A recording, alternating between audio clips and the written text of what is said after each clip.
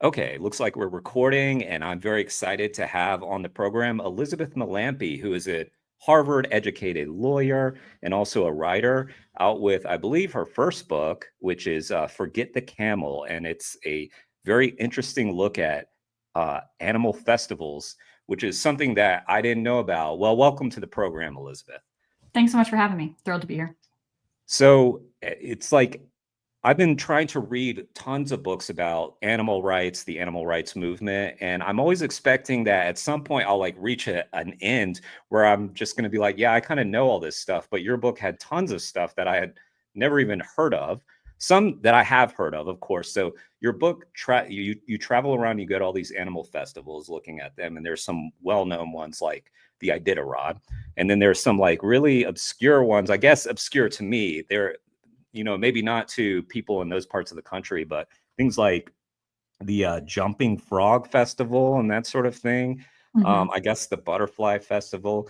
But anyway, I know it's explained in your book how this all got started. And so I recommend people to read the book, obviously. But this is also like, a labor of love for you, like with deep family ties. So why don't you tell me how this all got started for you?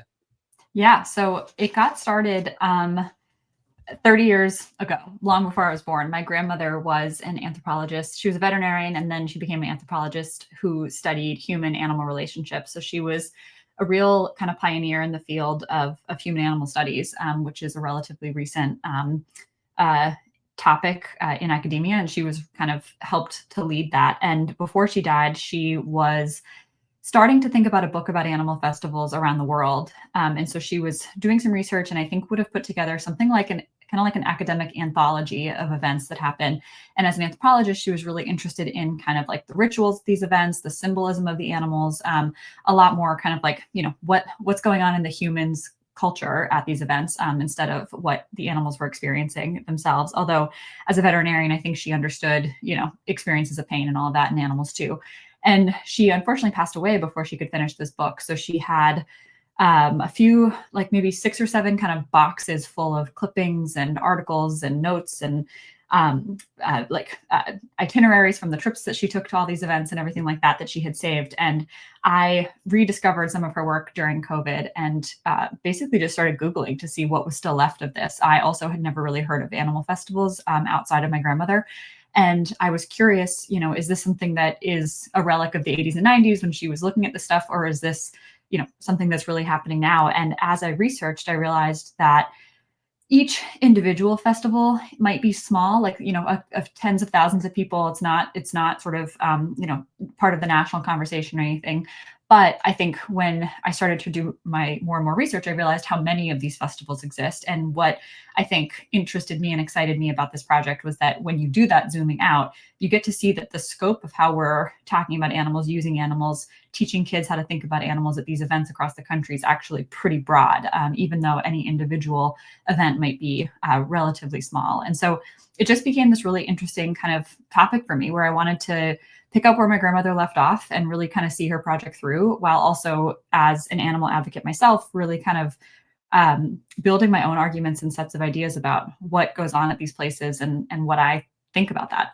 So it was kind of both an academic project and a personal project. Yeah, and during the book, you sort of are grappling with, are you, honoring your grandmother's work? Are you making the project that she set out to make, or are you doing your own project? So you had all these kind of like this internal dialogue going on all the while. What was your relationship with your grandmother before she passed?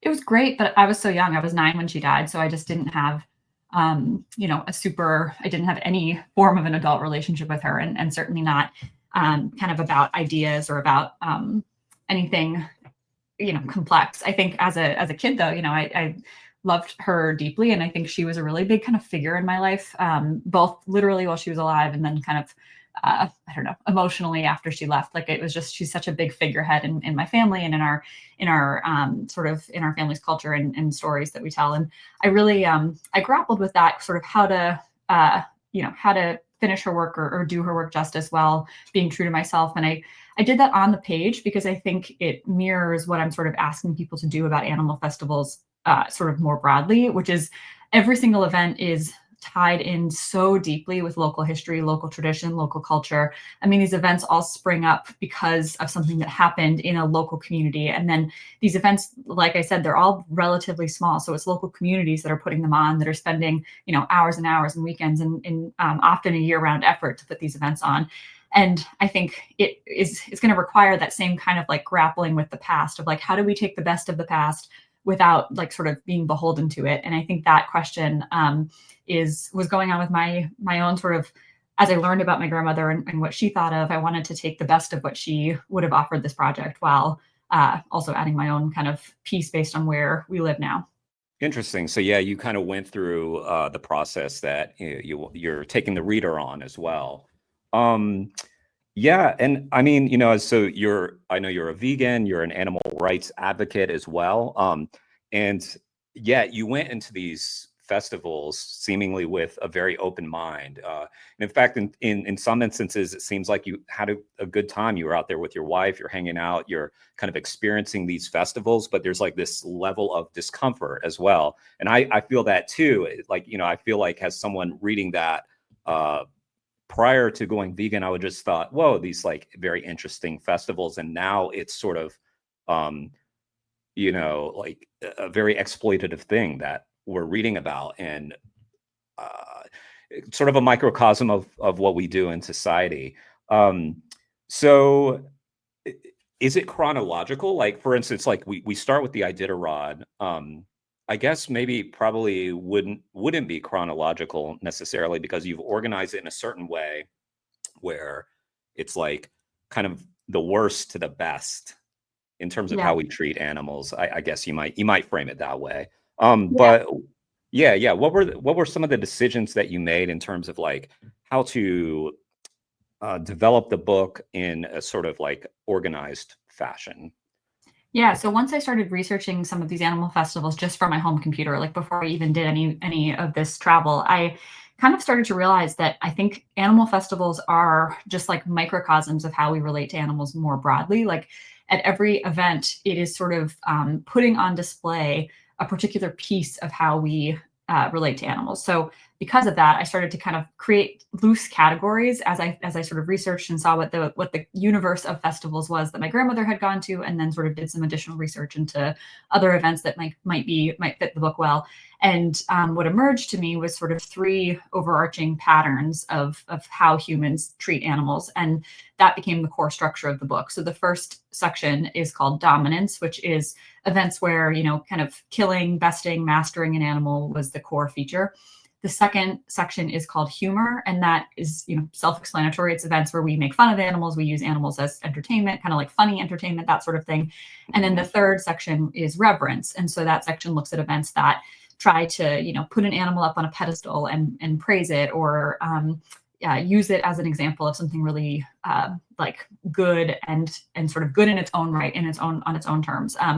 And so those three categories became part of just how I structured my thinking about the book. And so, yeah, the book goes from worst to best, I would say that. And I think it is a spectrum, like within each category, no two events are exactly the same that I chose. And it's part of why, like, I chose the events that I did, is that I wanted to tell sort of a continuous arcing story rather than sort of a kind of like full anthology where I was just hitting, here's three examples of this. I wanted it to be more of a journey. So it's not arranged chronologically.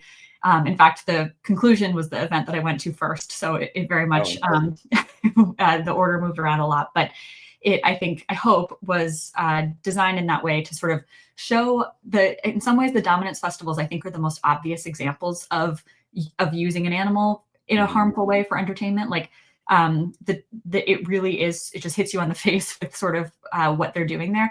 And I think when I talk about these festivals, which I'm happy to get into in a minute if that's useful, the one of the things people always respond to is the dominance festivals. They say, oh my gosh, that's so horrible. And then you start talking about the humor and reverence festivals, and people's sort of intuitive moral reaction gets a lot less strong. And I think that's really interesting because, the harm to the animals might not be death, but it might be, and it might be real sort of harm. And I think people have we have these instinctive sort of moral reactions to what we hear going on, and based on the behavior, but also based on which animal is sort of at the center of the entertainment. Yeah. Well, we'll talk about some of the specific festivals themselves, but let's talk about the title because you chose Forget the Camel. So that's not one of the festivals that's featured in the dominance part, but more the humor part, the humor section. And it, it's sort of this interesting. So I'll just frame it like I'll tell the story a little bit about basically. Okay, correct me if I'm remembering correctly. Like a camel basically has fallen down and crashed during one of these races. The jockey has fallen down as well. This is, of course, like a danger to the jockey, who are these amateurs who just get up and sign up to do this. And at one point, a guy says, uh, someone's checking on the camel, I guess. And he says, forget the camel, check on whoever. Which I guess this was sort of like a moment for you that really encapsulated what was going on. But why don't you tell me, why was it that specific that you chose for the title? Yeah, I think that story really captures one of the tensions at the heart of the book, which I think is this idea that every single event that I went to, and animal festivals, even just that I didn't include, use an animal as the focal point of their event. So in this case, they use camels and ostriches as the main kind of, that's why we're all there. We're there to watch these animals. We're there to, see what they do and laugh at them or whatever. But even with animals at the center, at the core purpose of being there, by having these events basically demand that we also ignore those same animals. So it foregrounds them while also demanding that we ignore their interests, stop asking questions about how they feel about these things. Kind of you can't really do both. You can't both put them on a pedestal and say this event is all about torturing this, this lobster or this camel or whatever, and also care deeply about the camel's experience of that event. They're opposites. And so to me, that quick quote that MC said, he just said, check on Charlie, forget the camel. That was the exact sort of thing that's happening in all of these events, which is we're focusing on the human side of things and we're totally ignoring what happens to the animals and their experiences of things and their sort of interest in, not being used as props. And so I think that title just really kind of snapped into focus as a way to kind of picture the broad, or as a way to capture the broader picture of what's going on. Mm-hmm.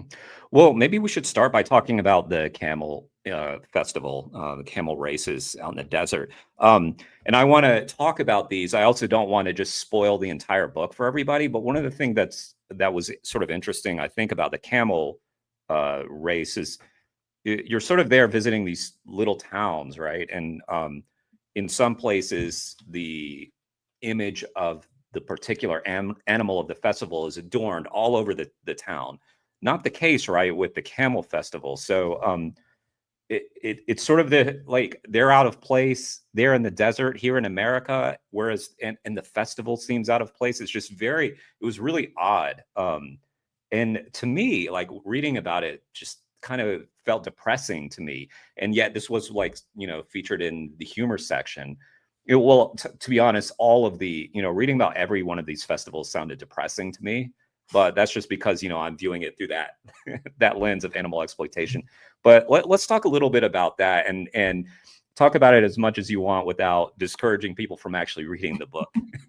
Sure, yeah. And I will say, traveling to these events was really hard for me too, all of them. And I think the dominance ones in some ways are the most obviously difficult, but like this race was also really hard to watch. My wife actually thought this race was one of the hardest ones to go to because the dominance ones, again, they're so obvious and you sort of like, what you're getting into. But this was like, I think humor was basically kind of like dominance in disguise. Like it was still kind of cruel to these animals in a way that was very overt. So this festival, I'll start from the beginning, I guess. It's basically a kind of like a traveling circus where this group brings these animals out to do these exotic races. It's a traveling kind of organization, and the town of Virginia City, Nevada, puts this on every year. It's a longstanding tradition. I think about 60 years, something like that. And what they do is they set up these like starting chutes in this kind of like small arena outside, and they race 3 animals at a time. Humans, jockeys get on top of these animals and try to race them around a track. And I think for camels, we can all picture what that looks like. It looks a lot like riding a horse. But for ostriches, I mean, they're on the backs of these ostriches, and they're not really designed to be ridden like that. They don't have the same weight bearing capacity as a horse or even a camel. So the harms are certainly different based on the species. And there's a handful of other species they race too. They race zebras. They chase emus and some other ducks, I think. They don't sit on them, but they kind of chase them around. So it's just like this whole sort of event is meant to be this really like uproarious, fun family gathering where they're racing these animals. And what I didn't expect about this was that it's not a serious race. It's very much a slapstick comedy type event where the goal is basically to stay on. Because these animals don't want to be ridden, they try almost instantly to get the human off of their backs. Like they want out, they want this weight off of their backs. And so because of that, it becomes pretty dangerous. I mean, camels are really tall. It sounds obvious to say, but it's true. And these, jockeys fall 5 or 6 feet from the back of a camel onto the ground pretty hard, sometimes pretty close or even hitting the little metal enclosures. And it becomes something that, that fear of injury is almost part of what's funny. And so, whenever people kind of wiped out or that's what the MC would say a lot, oh, what a wipeout or stuff like that, the whole stands, I mean, would erupt in laughter. This was meant to be a really kind of like funny, almost like, riding a mechanical bull type event where you're just trying to hang on and it's funny to watch people fail. And so this event had this really kind of, exhibitionist quality to it, where it was like a 2-hour show outside that was clearly, designed in this really structured way where they're just like doing heat after heat of these animal races. Yeah, well, it's interesting you use the word wipeout, because when I think of that, I think of surfing. And of course, when you fall on a surfboard, you're falling into water. On this, you're falling, like you said, 5 or 6 feet onto the ground. It sounds more like a rodeo to me. That's what it like, rather than a race. It sounds like someone trying to stay on a bull. Especially with the ostriches, as you mentioned, it's not just camels at this event. It's ostriches, emus, zebras. A very strange thing. And what I like that you do with the book, and you structure your chapters in a way where you give a lot of the history. And so, like, why the hell do we have camels in Nevada City? Virginia City, Nevada. You go into some of the history, and it kind of boils down to how we view animals and how we just exploit them and bring them over for, essentially we brought them over for what someone thought was a good idea. It turned out to not be a very good idea. And then they were just stuck with camels and they didn't know what the hell to do with these camels. Just kind of the absurdity. But it's interesting that you point out all the sort of absurdities and how they're also important to these towns as like money drivers of like people bringing people in and a town's identity, that sort of thing. So that must have been a pretty interesting one. So you got that, I guess, from your grandmother's notes as well. I'm curious too. I didn't ask you this before when I was asking about your grandmother, but is this something like you discovered later? Like you guys went through boxes or something? You were going through some of her stuff and you just found all this stuff, and there were like copious notes about all these things. No, so my grandmother was working on this when she got sick. She had cancer, and so she I grew up with this understanding of my grandmother like was working on this project when she died and had never gotten to finish it. I didn't know all the details, and honestly, neither did my parents. Like no one really remembered all the details. So it wasn't until I dug through the files that I kind of got the full picture of how much work she had done, where she had been, what festival she was looking at, all of that. What reminded me of it was I was doing some work with the Harvard's Animal Law Clinic, and the rattlesnake roundup in Sweetwater, Texas came up, and that like rung a bell in my head that, oh, that was one of the festivals my grandmother was working on, like how interesting. And I went to her notes originally to try to see if there was anything useful about the roundup that we might, I know 30 years was a long time ago, but sort of something that would help us think about advocacy strategies. So it was this sort of bell in my head that brought me back to her notes. And then I just thought, no time like the present, basically, to start writing this and to start seeing what's out there. Yeah. Well, let's talk about that rattlesnake roundup, because I think that was sort of, for me, was the most visceral experiencing, just because it was so cruel, so obviously cruel, and just sort of glorifying torture and murder of animals. So it was really two of them. It was the lobster festival in Maine, where, lobsters are being boiled alive, and the rattlesnake roundup where they're killing animals and they're sort of showing people how to kill animals. And it's kind of, there's this like area where it's all featured and you can see how it's done. Yeah. This must have been, like, you seem like you're pretty tough, obviously, like you've seen a lot of stuff, but this probably was one of the more difficult. Although you mentioned that your wife said this camel race was difficult, but how was the rattlesnake roundup for you, and also the lobsters in Maine?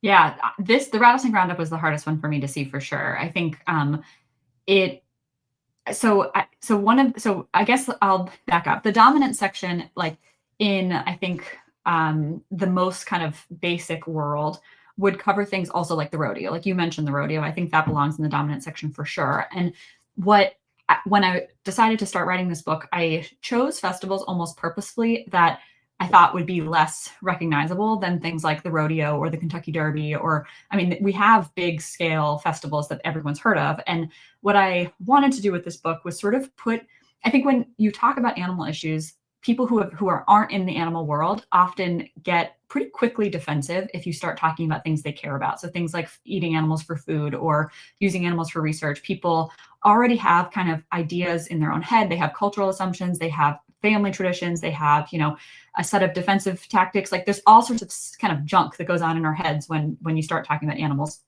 And I thought with animal festivals, it's actually a really interesting opportunity to try to get around some of that junk and talk about animals in a way that was safer, because these events, like you said, I hadn't heard of a lot of them. It sounds like you hadn't either. Like they're kind of small one-off events. And I think because of that, there's less sort of pressure or automatic responses that people bring to the conversation. And so my hope was to use these lesser known events in some ways to basically sort of raise some questions for the readers, to say, like, if you believe this in this context, why not over here in this other context? So one of the ways that I tried to do that is in this dominant section. How I chose to structure it was, so the first chapter is the rattlesnake roundup in Sweetwater, Texas, which, like you mentioned, is a very kind of gory event. Or the first section, just to correct you, I think, right? You meant, because you start with Iditarod, I believe. Oh yeah, sorry. The introduction is the Iditarod. Yes, with the first chapter within the dominant section, and I can talk about the Iditarod later. I think that's in some ways a more complicated one, but the rattlesnake roundup in Sweetwater, Texas starts this dominant section, so like the core part of the book. And it involves basically the like hunters go out and they gather rattlesnakes from the wild by pumping gasoline into the backs of the snake dens, which forces the snakes out to get fresh air. They capture the snakes and then they bring them into the like central facility in the town, where they wait for the roundup weekend. So these snakes are often kept for weeks, sometimes reportedly even months, although I don't have a way to fact check that, but that's what I've heard from multiple people. And the point of the rattlesnake roundup weekend is then to kill all of the snakes that they have hunted and brought in. And so what they do during this weekend is there's an area called the skinning pit, and basically they behead these snakes one by one, just like with a machete. Their blood is dripping everywhere. They skin these snakes. They let tourists skin the snakes if they want the opportunity to do it themselves. People make handprints with the blood. They like squeeze out the blood onto their hands and make handprints on the wall. It's a very kind of like visceral, kind of violent event that really engages with the gore of an animal body. It's like people poking their hearts, people pulling apart their muscles. It's very visceral. And some of it is just the organizers on like doing it as a show, but some of it is also tourists sort of wanting to try a hand at this themselves. And I think that event is in some ways, it's a dark place to start this book, but it's the perfect place because it is, like you sort of said, it's one of the worst of the worst. It's so obvious what we're doing. It's obvious that is like really disrespectful of animals. It's obvious it's unnecessary. We don't need to kill these snakes, and we certainly don't need to do it in this kind of really performative manner. And then I think it also raises really interesting questions about like, why do we why is that tolerated for snakes? If this were dogs or even squirrels, other like sort of pests out in the yard, like you wouldn't have a festival to behead squirrels. It just like wouldn't happen. And so I think the fact that it is snakes is this animal that is really hated mostly by humans. This kind of allowed still. And then the second chapter in the dominant section, after the rattlesnake roundup, is the Maine Lobster Festival, which in many ways is a like totally different event. It's like it takes place in coastal Maine. It's very like kind of family friendly. There's no like kind of like obvious violence. It's all just sort of about sitting down with your family to enjoy a lobster meal. Like that's really the heart of the event. There's live music. There's like a fair, like little game booths, things like that. But the point, like the heart of it, is getting a lobster dinner at this main food tent. And when I was there, I'm from New England, so it felt really comfortable. Like going to rural Texas was like I was in a fish out of water, whereas going to Maine felt like going home. And so in some ways, I had a lot of kind of intuitive comfort with this event. And that I think disturbed me in some ways. And when I was there, I kind of was pushing myself in this thought exercise, and I realized it's not actually all that different than the rattlesnake roundup. It's really very, very similar when you sort of boil it down, so to speak. Because what's happening is hunters, fishermen go out, they hunt all these lobsters, they pull them out from their homes, just like they got the snakes out of their dens. They bring them in alive. They're kept in crates for, days, maybe not months, but a long time in these crates. They're then kind of ritually and unceremoniously killed en masse, kind of in front of spectators. So the beheading at the Rattlesnake Roundup was definitely bloodier, but at the Maine Lobster Festival, what they do is they pour a bin of, I don't know, a couple dozen, maybe even 100 lobsters into one of these giant vats. It's called the world's largest lobster cooker. And they just like close a lid, and these lobsters, are boiled alive in there. It takes 7 or 8 minutes. And then they pop them out and they serve them to guests. And so it's not individualized like the beheading, but it was very sort of, it's killing and it's right there. I mean, I watched it for a few minutes. It's like, it's a very kind of central thing. And then after the animals are killed, they eat the flesh at both events. You can buy, fried rattlesnake tenders, and you can buy obviously a lobster dinner. And then they sell souvenirs with the sort of remnants of the bodies. So you buy snake skins, you buy snakeskin belts, hats. I mean, you name it, you could buy a snakeskin thing. And at the Maine Lobster Festival, lobster claw ornaments, T-shirts with lobsters all over it, just like kind of everything to do with the body parts themselves. And so I kind of realized that this, this event it is dominance, even though it doesn't have that same kind of like almost like aggressive energy that the Roundup has. It's the same thing. And so I wanted to, use that as an opportunity to push readers to think about like killing an animal can look like a lot of different things. And just because it might be more palatable when it's an animal we assume to be food, like a lobster, doesn't mean that it's not, actually any different than what's happening in Sweetwater. It just has a different vibe. And, vibes aren't really enough to make moral decisions around, I don't think. So the hope was to sort of bring those two events into conversation with each other in that section. Well, and it's interesting because these two festivals they're killing animals that look so different than us that I think it makes it easy for people. One of the things that I didn't really think about that you pointed out in the Lobster Festival is that we have all this cartoonish imagery about lobsters, and lobsters are always bright red. And that's not their natural color. That's how they look after they've been boiled alive and killed for us to eat, which is this weird thing. Like I would have, like, if you would have asked me what color is a lobster, I would have said, oh, red. I wasn't thinking about a live lobster because we never actually see live lobsters unless they're in a cartoon form, and they're falsely depicted as bright red. So kudos to you for how you structured this book, because I like how you start with this, historical, facts about each festival, and you kind of take us in. You could do a little bit of gonzo journalism, kind of Hunter Thompson. You visit there and you're part of the story. And then like there's this, there's this introspection that you do at the end of each chapter, which can sometimes be quite lengthy. And I don't mean that in a tedious way, like quite lengthy, like thought pattern that you're going through of like dissecting, disseminating what you just went through. So yeah, this, I think you mentioned before, you said, these are ways that are obvious to us that it's cruel, and it's obvious to you and me. It doesn't seem to be obvious to other people. And it doesn't surprise me because, like I said, lobsters and snakes look so different than us. And I remember growing up, I grew up near a wooded area, and we would have copperhead snakes, and we'd be encouraged to kill the snakes if we saw them. And the idea was that they're dangerous to people. So I feel like probably in Sweetwater, Texas, and historically, yes, people were afraid of these rattlesnakes, that they could be dangerous to humans, but obviously we're far more dangerous to them. But take me a little more into the rattlesnake roundup, I guess, because you've described some of the gore and stuff that takes place there. But what do you think that's doing to people in that area, or even people that visit, kind of mentally and conditioning them for a sort of violence that we often do to other animals, just not in a festival form?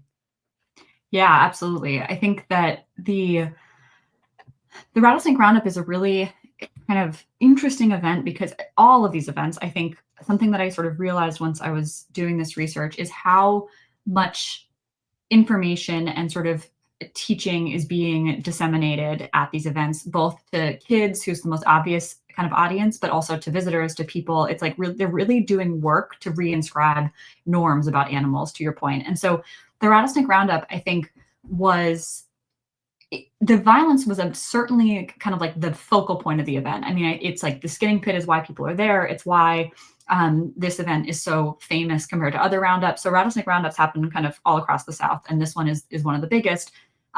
They call themselves the world's largest rattlesnake roundup. But it's not just about the roundup. Like there's a lot else that kind of goes on around the event. And that has really grown over the years. So the rattlesnake roundup started, I think, 65 something years ago. And it started exactly as you said, as an effort to rid the town of rattlesnakes, because rattlesnakes were sort of encroaching and people thought, these are really dangerous. They can kill our dogs, our kids, our cattle, etc. And so it became this tradition basically once a year to round up as many rattlesnakes as people could find and kill them. It's obviously evolved. And I think now, Sweetwater is not, it's rural, but it's not, so rural. Like I don't think rattlesnakes are just like walking down Main Street anymore. And there's been reports that hunters have to go pretty far afield actually to gather enough rattlesnakes to get enough to sort of fill the pit at the Coliseum, which is what they call the place where this roundup takes place. And I think, I can't verify that myself, but that's what I've heard from people, is that people go kind of all across West Texas. It's not just localized anymore, to keep up this sort of facade, this charade that rattlesnakes are really dangerous, that they're everywhere. There's like, look how many we can find so easily every year. We just have to wiggle our fingers and suddenly there's 700 rattlesnakes. And I think it really builds this idea of danger in the minds of people who attend this event. So the rationale for the roundup, so they're not just killing, they're not saying like killing is fun, let's kill snakes. That's not what they say. They say, we're not killing for fun. We don't want to hurt these animals. What we want to do is keep our community safe. We want to keep our kids safe. We want to keep our dogs and pets and cattle safe. That's the reason. And the second reason related to that is education. We want to educate people on what to do if they see a snake. And just like it sounds like you learned as a child growing up, what to do when you see a snake is kill it. Like there's only one answer. And that kind of education is the reason for the roundup. So when you ask, organizers, why are you doing this? Why are you killing the snakes? That's what they'll say. They'll say to keep people safe and to teach people how to handle a snake when they see one. Now, obviously, like I have my misgivings about both of those explanations. And I think that, it really serves, like you said, to normalize that violence and to normalize and sort of pass down this myth, this sort of assumption that snakes are pests that deserve to be killed. Like that is not actually self-evident, I think. And yet this event every single year really proves sort of it becomes its own best evidence for why this is necessary, because every year they fill this pit with hundreds and hundreds of snakes, which are freaky. Like I don't really love snakes. They're kind of freaky. Like something about them, it's not my favorite animal. I don't think that means they should be killed, but it's not like I wouldn't want to like cuddle up with a snake or pet one even. It's just sort of like not my thing. And so you walk into this facility, you kind of come out of this, like out of the outside into this Coliseum, and you go down the steps into the very back of it, and you see this massive pit of snakes, and it kind of skeeves you out, like me anyway. It skeeved me out a little. It's like, oh, that's a lot of snakes. And I think that kind of shock factor is what they're going for a little bit with this event. They want to show people like, yeah, snakes are scary, and here's what we can do to protect you. And I think, I saw that kind of in broad strokes, like I just described, but I also saw it in specific examples. So like when I was at the roundup, I saw two kids kind of leaning down. They had in the snake pit, they had sort of like windows at the bottom. So like kids, or you could squat down and look through these windows to get a closer look at the snake. And so I saw two kids looking through the window at the snakes, and their mom squatted down and said, I assume their mom, a woman who was with them, squatted down and said to them, look how scary they are. Aren't those snakes so scary? And the kids, I don't know what was going on in their head, but it's possible that was not what they were thinking. It's possible they were thinking, wow, what cool creatures, or, Yeah. wow, I wonder how many there are, or any number of things. But the parent was the one who said, here's how we conceive of this animal in our society. These are scary animals. And that is a taught lesson. That's like a taught assumption that is not, not inevitable, and isn't really, doesn't have to be sort of part of what we pass down around animals. So I think this event both normalizes the violence that happens there. The blood's everywhere. People have like chunks of snake on their shoes. I mean, I saw lots of kind of gore around, but it also, I think, serves as an opportunity for community members and then tourists like me. There was lots of tourists at this event to kind of re-engage with those lessons themselves. So like, tourists were seeing these snakes being brought in, how many snakes there are. They were watching them get killed. And I think that does something to our like collective psyche at that event, to see all of that as sort of a, again, like a case in point that these animals are bad, they deserve to be killed, and like we can have fun while doing it. And I think none of those three things are actually obvious to me. Yeah. Well, you brought up one of the recurring themes of these festivals, that you mentioned how they have to go all over West Texas to gather up these snakes, or at least you heard that for this particular festival. And it sounds like with the butterflies, with the jumping frogs, with all of these festivals, there's a common theme that the animals are getting fewer and fewer. So whether it's because of, we've taken all their land, or climate change, or whatever it is, in the case of the butterflies, there aren't as many of them flying in to overwinter, as you called it, another term that I learned from your book. Or, gathering, snakes up from all over Texas to bring to this rattlesnake festival. Obviously, the lobsters, they're probably gathered outside of Maine, but they have to go off into the ocean and gather them. So yeah, it's like we're taking all of these animals out of their land, out of their habitat, bringing them into this one festival to showcase to all these people. And at some point, there just aren't going to be any animals left. It's kind of like the Glacier National Park, where we're losing the glaciers because of the warming climate. And eventually we're going to have Glacier National Park with no glaciers. And all these festivals are going to be like the Butterfly Festival or the Rattlesnake Festival. And they're going to have like little plastic rattlesnakes at that point. I mean, there's going to be, at some point, they just won't exist anymore. Another very depressing thought of, obviously, I really don't want these festivals to exist at all, but I don't want them to not exist because the animals are all gone. Yeah, it is a really interesting thought. And I think like the piece about the rattlesnakes that I think is really interesting is that we also care about some species and not others, which I know sounds really obvious, but like I said, rattlesnake roundups happen all across the South, and Eastern diamondbacks are in danger. They're listed as endangered under the Endangered Species Act. Western diamondbacks are not. And so in Georgia, their rattlesnake roundups were really pressured because a lot of the snakes that they were gathering were Eastern diamondbacks, like back in the day. And then they became listed under the Endangered Species Act. And so that put a lot of pressure on those event organizers, because they couldn't find, they couldn't find enough legal snakes to gather up. And that was one piece of many, but there was a lot of other activism that was going on. But anyway, in Georgia, they basically became no-kill roundups. They did the event. They had all the cultural history pieces that were important to them. They did the fair. They did the money raising. Like all the other stuff happened. They just didn't literally kill snakes anymore.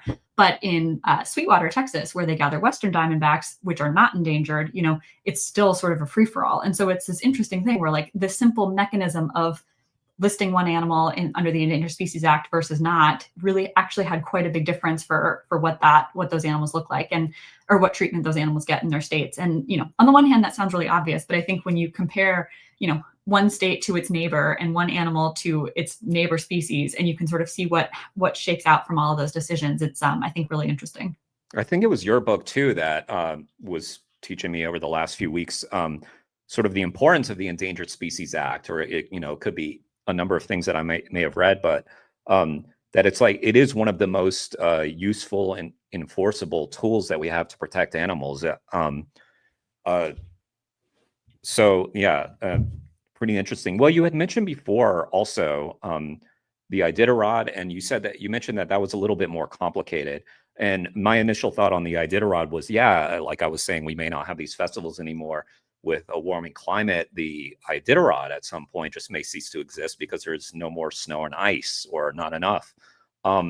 But when you say it was more complicated, what did you mean? Like, what is it? What's complicated about the Iditarod to you? To me, it just doesn't fit perfectly neatly into any of those three categories that I wish to sort of like neatly structure this book. I think Mhm. it challenges the boundaries of those categories. So the Iditarod is, 1,000-mile dog sled race through rural Alaska. It's run in a single group of dogs, so not a relay. It's like the same dogs who start the race, finish the race, and because of that, it's this real kind of endurance event. It takes 7, 8, 9 days, somewhere in that ballpark, sometimes longer. To do this run, and it is often critiqued by animal rights advocates and animal lovers as really cruel, because these dogs are forced to run, over 1,000 miles in just over a week, and dogs really suffer. They develop a lot of injuries, a lot of sort of chronic conditions, and then worst case scenario, dogs often die on the trail. A dog died this year who was found out to be pregnant after she died, and it just becomes this sort of really harsh experience for these animal athletes who don't really have a choice, and they're just sort of pushed to run kind of beyond their body's limits. But so that sounds a lot like dominance, right? When you sort of look at the core piece of it, you're like, well, they're hurting these dogs, they're forcing them to do something they don't want to do, etc.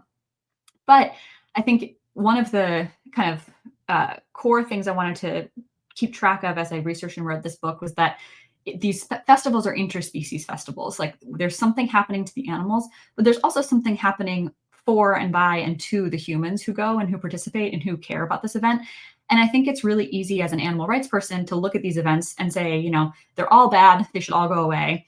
But I think as sort of like a human who went to some of these events, I could see that there was good that was happening here. Like, there good, like, money was being raised that was going to be spent on really important civic causes, giving presents to families of need at holidays, feeding families, like really kind of good, important community things. There was also a lot of true kind of communal, kind of like community building, for lack of a better word, like people feeling really connected to their communities, connected to their families, and all of those things are goods that I, as a human who grew up in my own small town, like, can understand the good that is happening there. But I also am an animal person, and sort of, the whole time I was at every single one of these events, couldn't really ignore the bad. And so the Iditarod, I think, perfectly kind of puts those two pieces right next to each other. You have all the harm to the dogs I just mentioned, but you also have mushers who really love these dogs. I mean, if you talk to a musher and said, you're abusing your dogs, you hate your dogs, or whatever, like, that is so far from their reality. And we can, like, I think, make really good arguments that love might look different than we wish that love would look, but it is still, I think, experienced as a form of love for the sport, for the dogs, for the caretaking of all of that. And same thing with, like, the attendees at this event. I think, like, the average person on the street in Anchorage watching these dogs take off really kind of, like, loved the dogs. Like, people were going up to the kennels and, like, kind of as if they were celebrities, like, really caring about these dogs, and thinking it was a wonderful thing that they got to sort of do what they love to do, which is run. And that, these dogs are bred to run. So there is a big piece of that is true. They do love to run. They absolutely do. And if you prevented them from running, they'd be pretty miserable. And I think that, like, both, so you have these two kind of opposing truths about our relationship to animal. You have this true dominance where dogs are dying and they're suffering and they're tearing their Achilles and they're, like, awful things are happening. But you also have this real kind of, like, love and care and attention and devotion and sort of like heroism that these humans are putting onto these dogs kind of in our brains. So I thought that festival was a good way to open the book, because it opened those two kind of points of conversation and let me ask some of the big questions of the book, which is, like, how do we balance human benefit with animal harm? How do we think about, what it might mean to move beyond some of these events? What changes could happen? And I think, that's going to look different for every event, but the Iditarod is a good place to start that conversation. Yeah, yeah. Well, I had the honor of interviewing a whistleblower from the sled dog racing industry. Did a couple of interviews with him on my channel, and it was interesting because you said the dogs like to run. So during this festival or this race, they're able to run, although in this really harsh condition. But then we don't think about what they're going through the whole rest of the year. And so this guy had taken all this footage, and he was a musher himself, and of and you can see all these PETA investigations and stuff where the dogs are chained up to these little Mhm. poles, and they're all just, they have like just a little bit of space. So the dogs are, constantly mistreated throughout the year. And there may be varying levels of like different mushers treating the dogs kindly. Some mushers may, as you said, may actually love their dogs. But we're also seeing that what they want us to see, right, at the events. So yeah, there's an incredible amount of tension, and with the changes that are taking place, with animals going away, with snow going away, obviously these things are going to have to evolve eventually. Um, what were sort of the conversations that you had with the people who are sort of recognizing the reality of the situation, that these things are morphing, they're changing? Eventually, these festivals aren't going to be what they used to be. Um, and is there did you see, and I'm sure it varied place to place, but did you see a growing awareness of the need for us to evolve in our thinking about how we use animals? Honestly, mostly no. I think that there's a lot of real sort of insider outsider um, sort of combative energy about these events sometimes, where people in the town who do this often are really defensive against outsiders like me, honestly, coming in to say, hey, like, why are you doing this? I think Mhm. that has a real like, yeah, like I said, kind of defensive response mechanism. And because of that, I think some of these events have really, rather than think, okay, how can we evolve for the next generation, how can we, make some moves forward, instead, I think there's a lot of entrenchment and like doubling down. And I think you see that with the Iditarod and you see that with the Rattlesnake Roundup. Both events are very aware of the outsider attention. They're very aware of the negative critiques. And instead of saying, okay, well, let's talk about making the Iditarod a relay race where every dog is doing no more than 100 miles, or let's talk about, maybe making the Rattlesnake Roundup no kill. Like they're not quite there yet. I think instead, what I sort of heard from people at these events was much more of a doubling down of sort of like, well, this is how we do it here, and this, like, our event is really resilient, and we will get through climate change. Like, we will get, like, they'll just move the starting line further north, they'll figure it out, they'll do laps. Like, I just think there's other solutions out there that in their minds might not require changing the core structure of the event. I will say, I didn't push people too hard on that. I think it's a really important set of questions, but was a little beyond sort of some of the scope of what I was trying to capture, which was how people are kind of currently thinking about this. But I guess one way I did see some change, so some positive direction, is in the humor section. So I actually think the humor section is the most important section of the book. It's really hard. It's like the hardest section to explain, and it's the hardest section. It was the hardest section to write because I think something really complicated is happening there, where it is not dominance. It's not, you're not killing animals anymore, but it's not respect for animals either. It's like this weird middle ground. And the second festival, so the first festival in the humor section is the camel race, which we already talked about. The second festival in the humor section is the Jumping Frog Jubilee, which takes place in Calaveras County, California. It's a jumping frog contest where people hunt frogs from the wild. They gather frogs from the wild, they bring them in, and then they like competitively jump them. So these frog jockeys will like drop the frog on a little starting lily pad and then kind of like jump at it, like slap their hands at it, clap at them, shout at them, like whatever they need to do to get the Mhm. frog to jump. And the point is to get the frogs to jump the furthest within 3 jumps. And so this event it's like this long weekend of, there's lots of heats, and then there's like the grand finale, and it's sort of, it all kind of looks the same though. It's 3 jumps, and people are continuously sort of like adjusting their strategies of how they could get the frog to jump farther or faster or whatever. But um, in order to get a frog to jump, people have to really scare the frogs. Like, that's what's happening. Mhm. It's a fear mechanism. It's the frogs are trying to get away. It's not like a fun thing for them. And I think that, it's a really interesting sort of question of like, okay, we're not killing these animals. We're not torturing them. We're not sort of, tying them up and keeping them in unnatural positions or whatever. But it's not great for the frogs either. Like, they're having this real fight or flight response. They're really getting like stressed far beyond their body's kind of like limits. I think we sort of reached the max of how far a frog can jump in fear, and it just sort of keeps happening. And this is one of the ways where I was really grateful to have my grandmother's notes from 30 years ago. So when she went to the frog jumping jubilee, 30 years ago, frogs, she mentioned in her notes that like frogs died while she was there. And I think there was sort of like much more kind of comfort with that kind of collateral damage of this event, that frogs might die. And that's just sort of like my other frogs. Like that was sort of the vibe I got from her notes.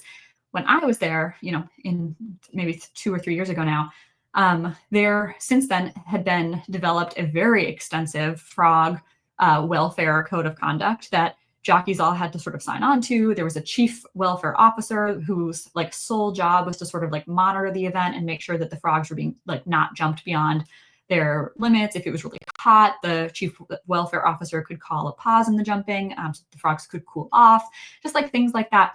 And then the frogs also in between their jumping heats would be brought down to the frog spa, they called it. Yeah. It was basically like these like, I don't know, big metal tubes with water and some, you know, cockroaches and food for the frogs. And the frogs were kept in there in between their races so they could stay cool. And there was a lot of like almost like over attention to the frog welfare. Like it was like, you know, like the Shakespeare line, like, methinks you doth protest too much. Like these people were protesting a little too much about how good these frogs are treated. They said that they played music at night. Like they like really tried to keep the frogs like, it was like better than being at home because it was like being in a 5-star resort. Like I heard that line kind of like rehearsed at me a lot. Right. And so I think like that's a really interesting development, like this welfare development over the last 30 years that like, I think on the one hand is positive because I think it means that people are thinking more about animals. Like the organizers have heard some complaints and they're thinking, okay, how do we survive like the crazy people like me asking them, hey, wait a second, why are you doing this? And how you survive. I think the answer for now is like you treat the animals well and you sort of have some evidence to show that you take that really seriously. And, you know, animals aren't dying. We don't accept dying or sick or stressed frogs. Like that's not what we're doing here. And I think that, so that's like the good reason. But on the other hand, you know, I think that focus on welfare can really distract from the core problem of this event. Like the core problem is still that we are capturing frogs from the wild and then terrifying them ritually for fun on stage. You know, Right. whether they're kept in a nice cool tube or in a small box might not actually matter as much as these organizers might hope it would to me. I think it does matter to some other people. You know, I think that assurance of welfare is like vaguely comforting to everyone. So I think the move towards welfare is what I sort of noticed changing from my grandmother's notes to now. So like the positive direction I would say is there is a little more attention on that. And I think that humor section in the middle of the book is really where it's like that's where that's happening. It's like when an animal is sort of taken out of that, you know, out of the dominant section. Okay, we don't eat them, we don't kill them, we're not allowed to kill them for fun. But we don't quite love them yet either. Like we don't want to let frogs just like be on their own in the wild or you know, respect them as individual creatures or anything like that. So this middle ground of humor is like the ambivalence ground. It's like we give you welfare because we care enough about you that we don't think you should be tortured, but we don't actually care enough to stop doing what we're doing. And so it's this really interesting section, I think, where all of that is kind of moving around and happening. Well, my takeaway too from just listening to you talk about it is probably that humor section kind of describes the general public at large more so. It's probably a greater reflection on us as a society because we are people who claim to care about animals. Yet when you're talking about things like the frog spa, it's still confinement. And Right. for a frog, their spa is like a creek or, you know, Right. something where they're actually free to enjoy. Um, yeah, very, very interesting take on these things. And I find it very interesting too that the frog jumping festival seems to have been extremely sensitive to protest, where I'm wondering if they even got very much protest or if they realize we're an animal festival and they're seeing PETA protesting the Iditarod and they're like, we don't want any part of that, or they're protesting the rattlesnake roundup. I'm sure they have gotten some attention from animal activists and animal advocates, but they seem to have, like you said, they have protest too much. It seems like the organizers or whoever are extremely sensitive to that, and I dare say maybe even a little thin-skinned about it, like, you know, because maybe they just aren't expecting, or maybe because it's frogs and they're like the animals aren't being killed, they're in some ways more defensive that, oh, you know, we don't harm these animals. Right. So, yeah, I also did want to ask you, and you kind of mentioned this before, like you said that, asking the tough questions wasn't really the focus. And I wondered, when you read this book, it does seem like essentially you go there to sort of experience the festival. How much of it was you sort of undercover, or how much did you let on to people that you're writing this potentially critical view of these festivals? Yeah, so I tried to do kind of like twofold. So I went to all these festivals like as an attendee. I didn't get special press access. I didn't in every case I tried to reach out to the organizers ahead of time. In most cases I was successful, in some I wasn't. And where I did reach out to the organizers ahead of time, I just tried to get the like sort of some high level kind of understanding of what the event was from their perspective, so I could be kind of ready with that when I went in, just sort of as pre-research. But then I really wanted to attend the festival just like anyone would. All of these events are open to the public. They are widely advertised. Some of them, like the Rattlesnake Roundup, draws people from all across the country. We met people from, I don't know, many different states, not just Texas. Most of these events are not, they're hyper local in the sense that they are like really rooted in the community, but they draw broader audiences. So I felt totally comfortable, walking around as just an attendee, seeing what I saw, like what anyone who went to any of these festivals would have seen. But once I got started talking to people, I almost always said I was working on a book, especially if I was talking to other attendees. That felt really different to me than talking to, like, just like like at the roundup, I asked some questions of one of the they call them JCs, one of the organizers, without saying who I was, because it felt like I could have just been asking as an attendee. Like I didn't feel the need to sort of say that. I, at different points, disclosed that I was working on this to different JCs. But when I talked to other festival attendees, I usually was pretty open, because they might not want to talk to someone who wasn't sort of there for that. And so I tried to be respectful of that. But yeah, so a little bit of a combination of both, I would say. And you mentioned sort of an entrenchment. So when you told some of these like JCs and some of the people that you were working on a book, did you get like sort of like a full-throated defense of the thing? Did you feel defensiveness? Did you feel like pride? Or what were some of the things that you experienced when you actually did tell people you were working on a book? Yeah, I think when I talked to organizers, yeah, there was definitely some wariness. I think people were really sort of,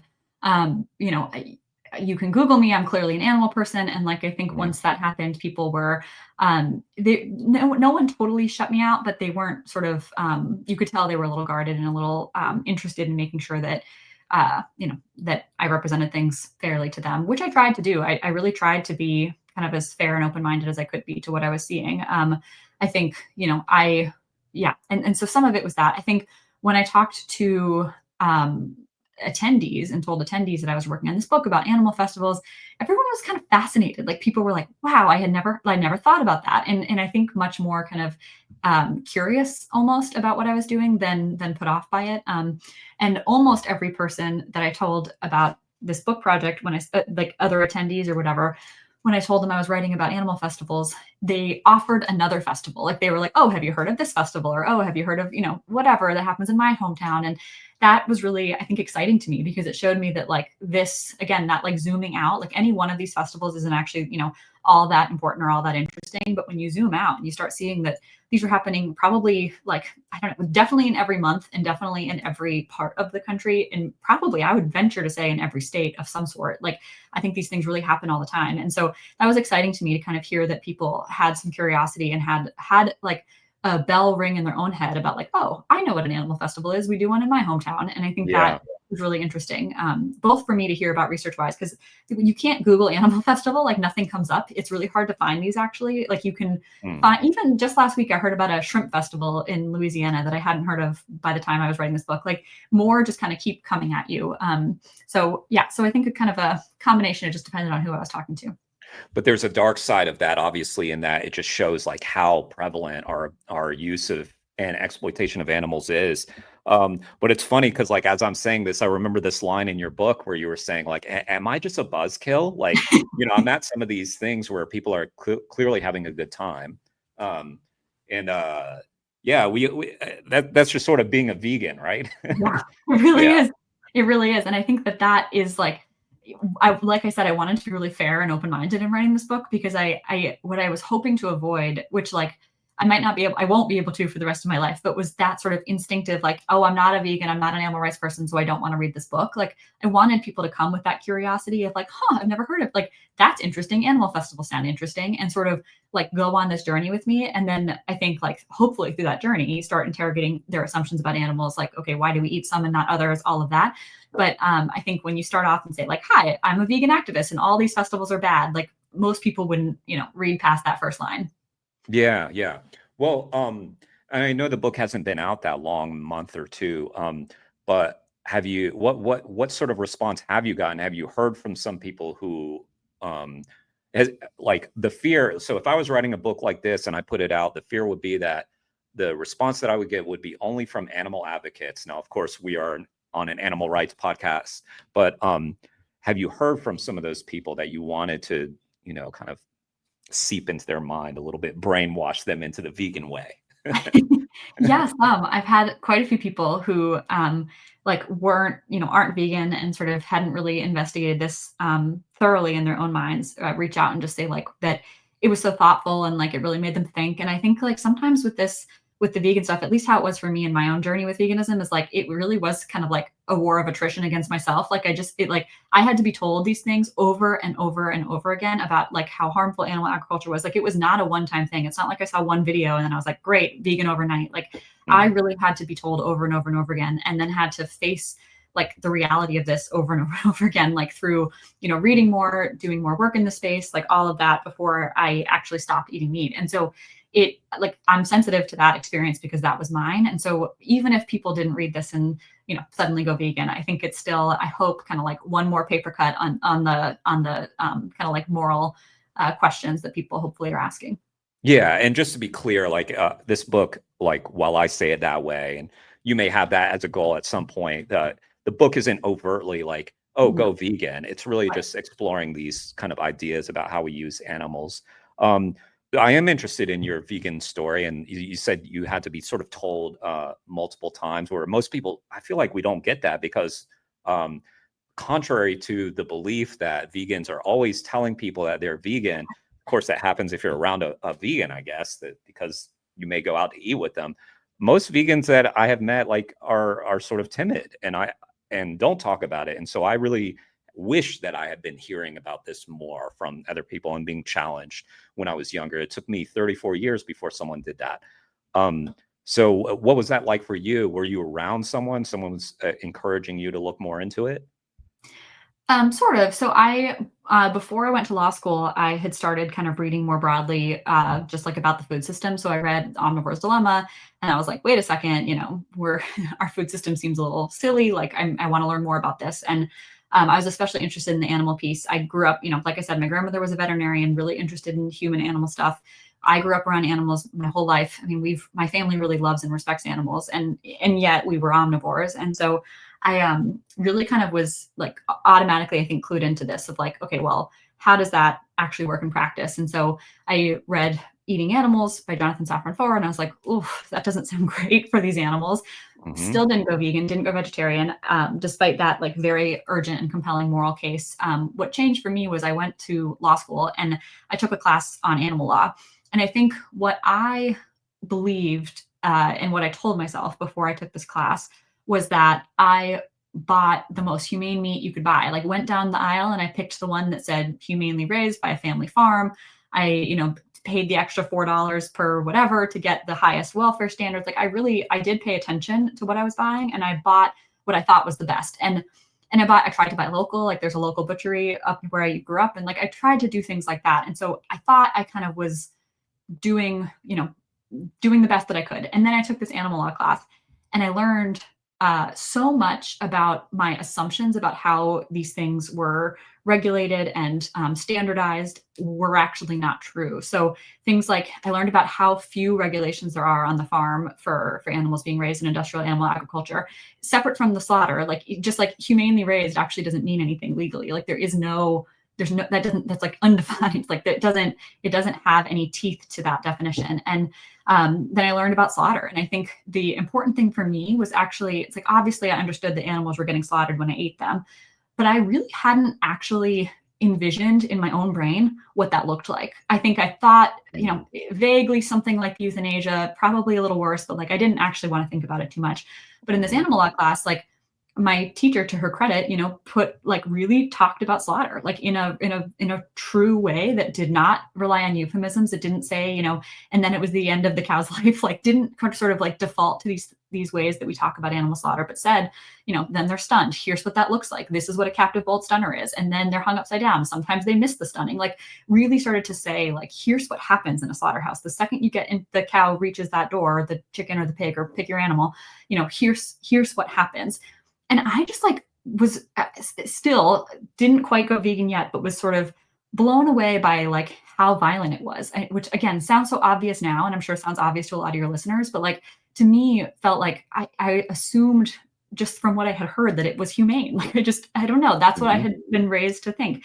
And then in this law class learned that those laws that I assumed existed, that I assumed protected these animals and meant that the labels on the piece of meat meant what it said, none of that actually existed in a way that for me was fulsome enough to offer that assurance anymore. So after that animal law class, I went vegetarian. I sort of slowly cut things out. First, I started with the things that were easiest for me to cut out. So like I never really liked pork or red meat. So I just like stopped. I like told myself I was stopping eating it, even though it asked almost nothing of me.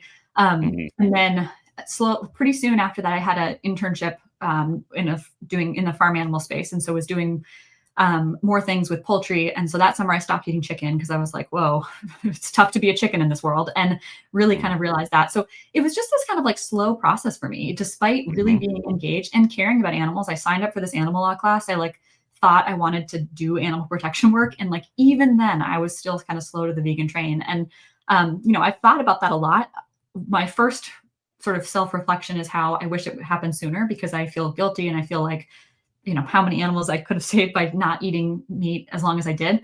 But the second reaction I have is gratitude that I had the journey that I did, because I think it gives me a lot of empathy for people who are sort of stuck in the same loops I was stuck in for a long time. You know, people who believe the labels that they see, who think, you know, the government regulates this. It says USDA regulated. It's got to be fine. Like I told myself all those stories too. And so I have a lot of empathy for it. And I think that has been good to kind of like keep my patience and my compassion for other humans who are struggling through this, which I think lots of people are. I think people, you know, have a vague understanding, like I did, that animal agriculture is really harmful, but don't have the like conviction based in like true kind of like sequences of events and facts and videos and things that I developed over a year basically of studying it. So yeah, that's my vegan journey in a nutshell.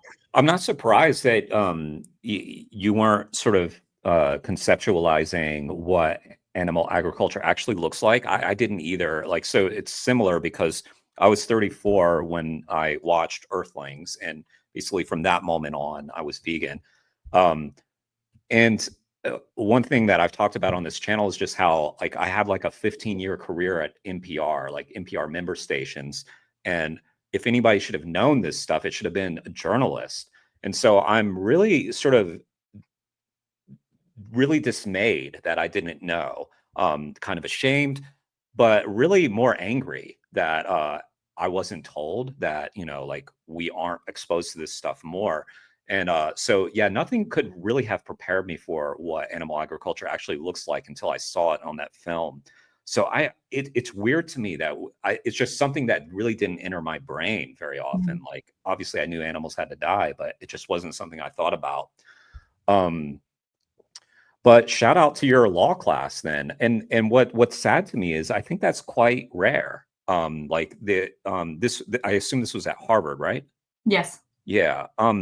And that may be one of the few, if not the only, like, do you know about that? Or are there more animal law classes around the country? Or I believe Yeah. the University of Denver, obviously, because I know there are attorneys who work with us out there. But yeah, it just seemed it could open up a lot of people's eyes if there was this more around the country, but it seems to be only a few institutions doing it.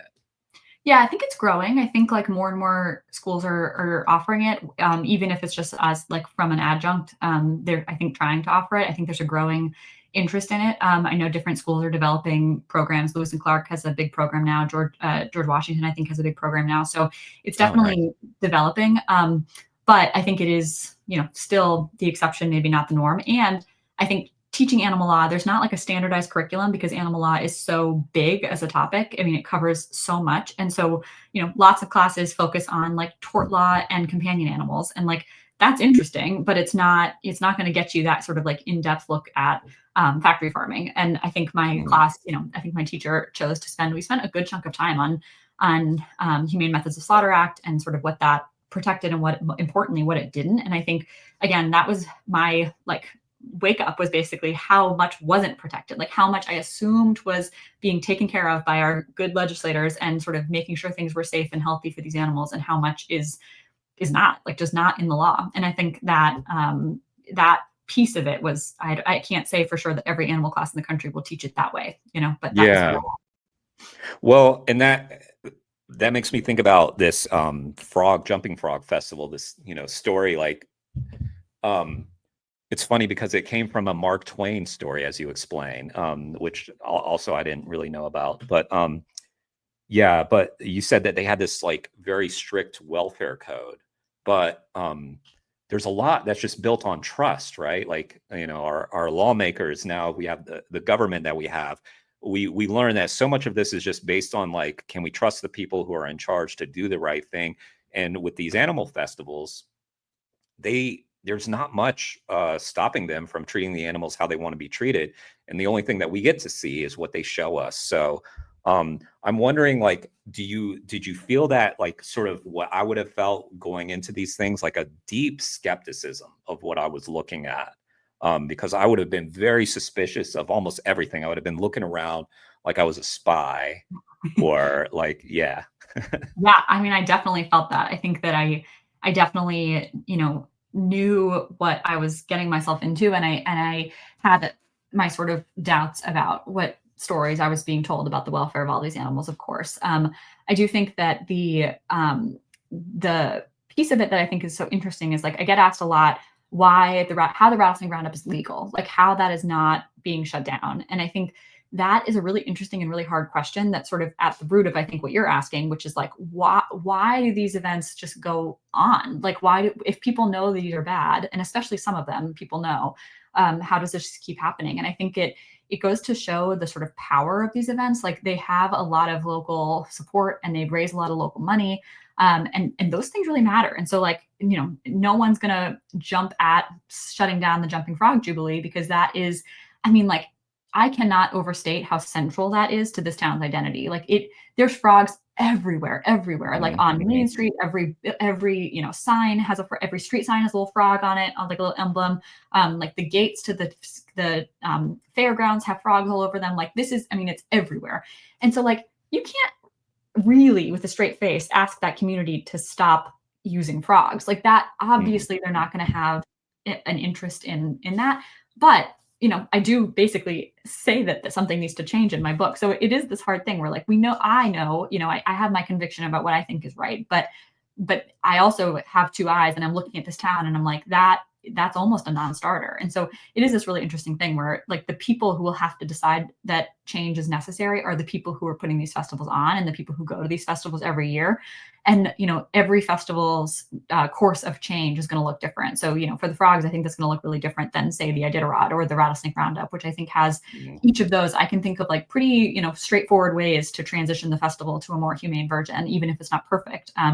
But like the jumping frog, that's a hard one. And so, like, it's hard. Like, you can't really jump stuffed frogs. It doesn't make any sense. And so it is this funny, it's a hard sort of moral question. And I think that, so it goes to show, I think, to answer your question about like how these kind of continue to go on, I think they have a lot of power. They have a lot of social ingrained support, and they have a lot of like political capital in these local communities. And the way that I read this and view this is just sort of because my interest in total animal liberation is freeing all the animals. And we're talking about right now this one festival, this Jumping Frog Festival. And I think it's interesting that you use you said you can't really go to them and say, you got to stop this, because it's such a part of the identity of this town. And we're talking about just this little microcosm. Then if you extrapolate outwards to the entire country and the entire world, Well, every street corner you go to is going to have some like advertisement for McDonald's or advertisement Absolutely. for pork or whatever, some ham thing. So as animal advocates, we are trying essentially what you're saying, the impossible. We're trying to ask people, give up this major part of your identity, this money driver, this thing that employs all these people. So if we can't even shut, so I'm not suggesting we're trying to shut down. I would love to shut down this jumping frog. I'll just say that right here and now.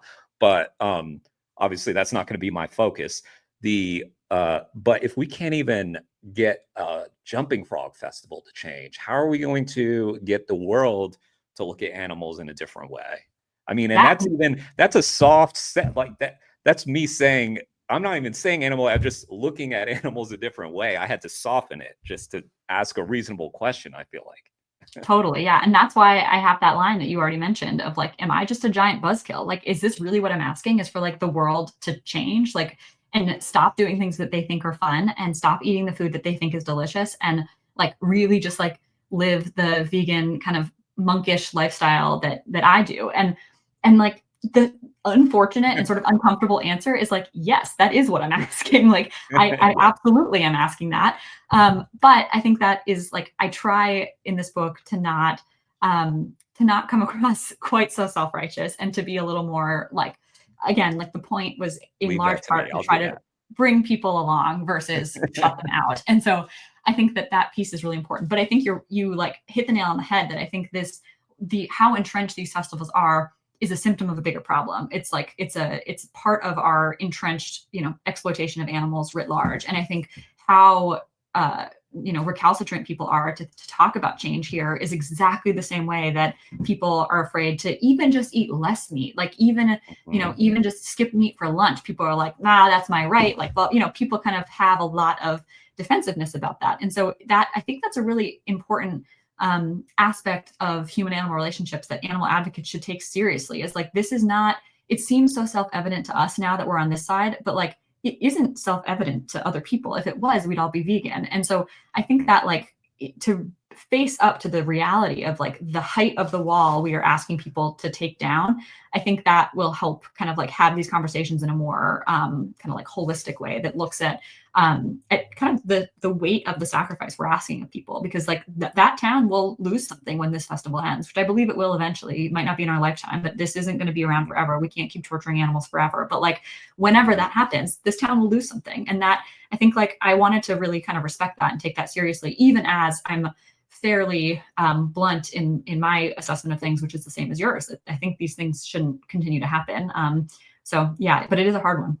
Well, I know that, it's an ongoing exploration for you, but are there after having completed this project, put out the book, are there some lessons that you can pull from it?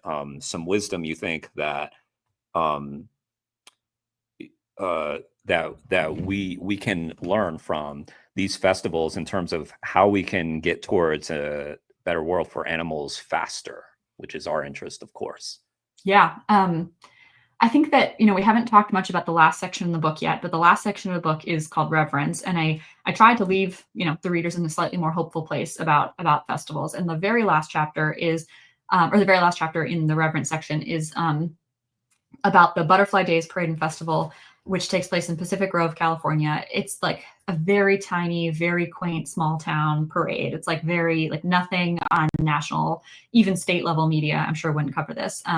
And it's just like this, the preschoolers dress up as caterpillars, the kindergartners dress up as the monarchs. It is an event that marks the return of the monarchs after their year away. They migrate away and then they come back. And so it welcomes them back to the town. It's like very unbelievably like small town quaint, like just out of a movie, like out of a Hallmark movie. And this event, I think, had, for me, offered a lot of hope. It offered a way that like, this was an animal festival. Like there was an animal at the center of this event. We were celebrating this animal. We were using it to mark time and, root down in our celebrations and all of that. But they weren't doing harm to the animal that they were claiming to celebrate. They have in the past, and I think that's part. I bring that out in the chapter too. Like in 100 years ago or whatever, when this festival started, they captured monarchs and then they like released them in this like dramatic event.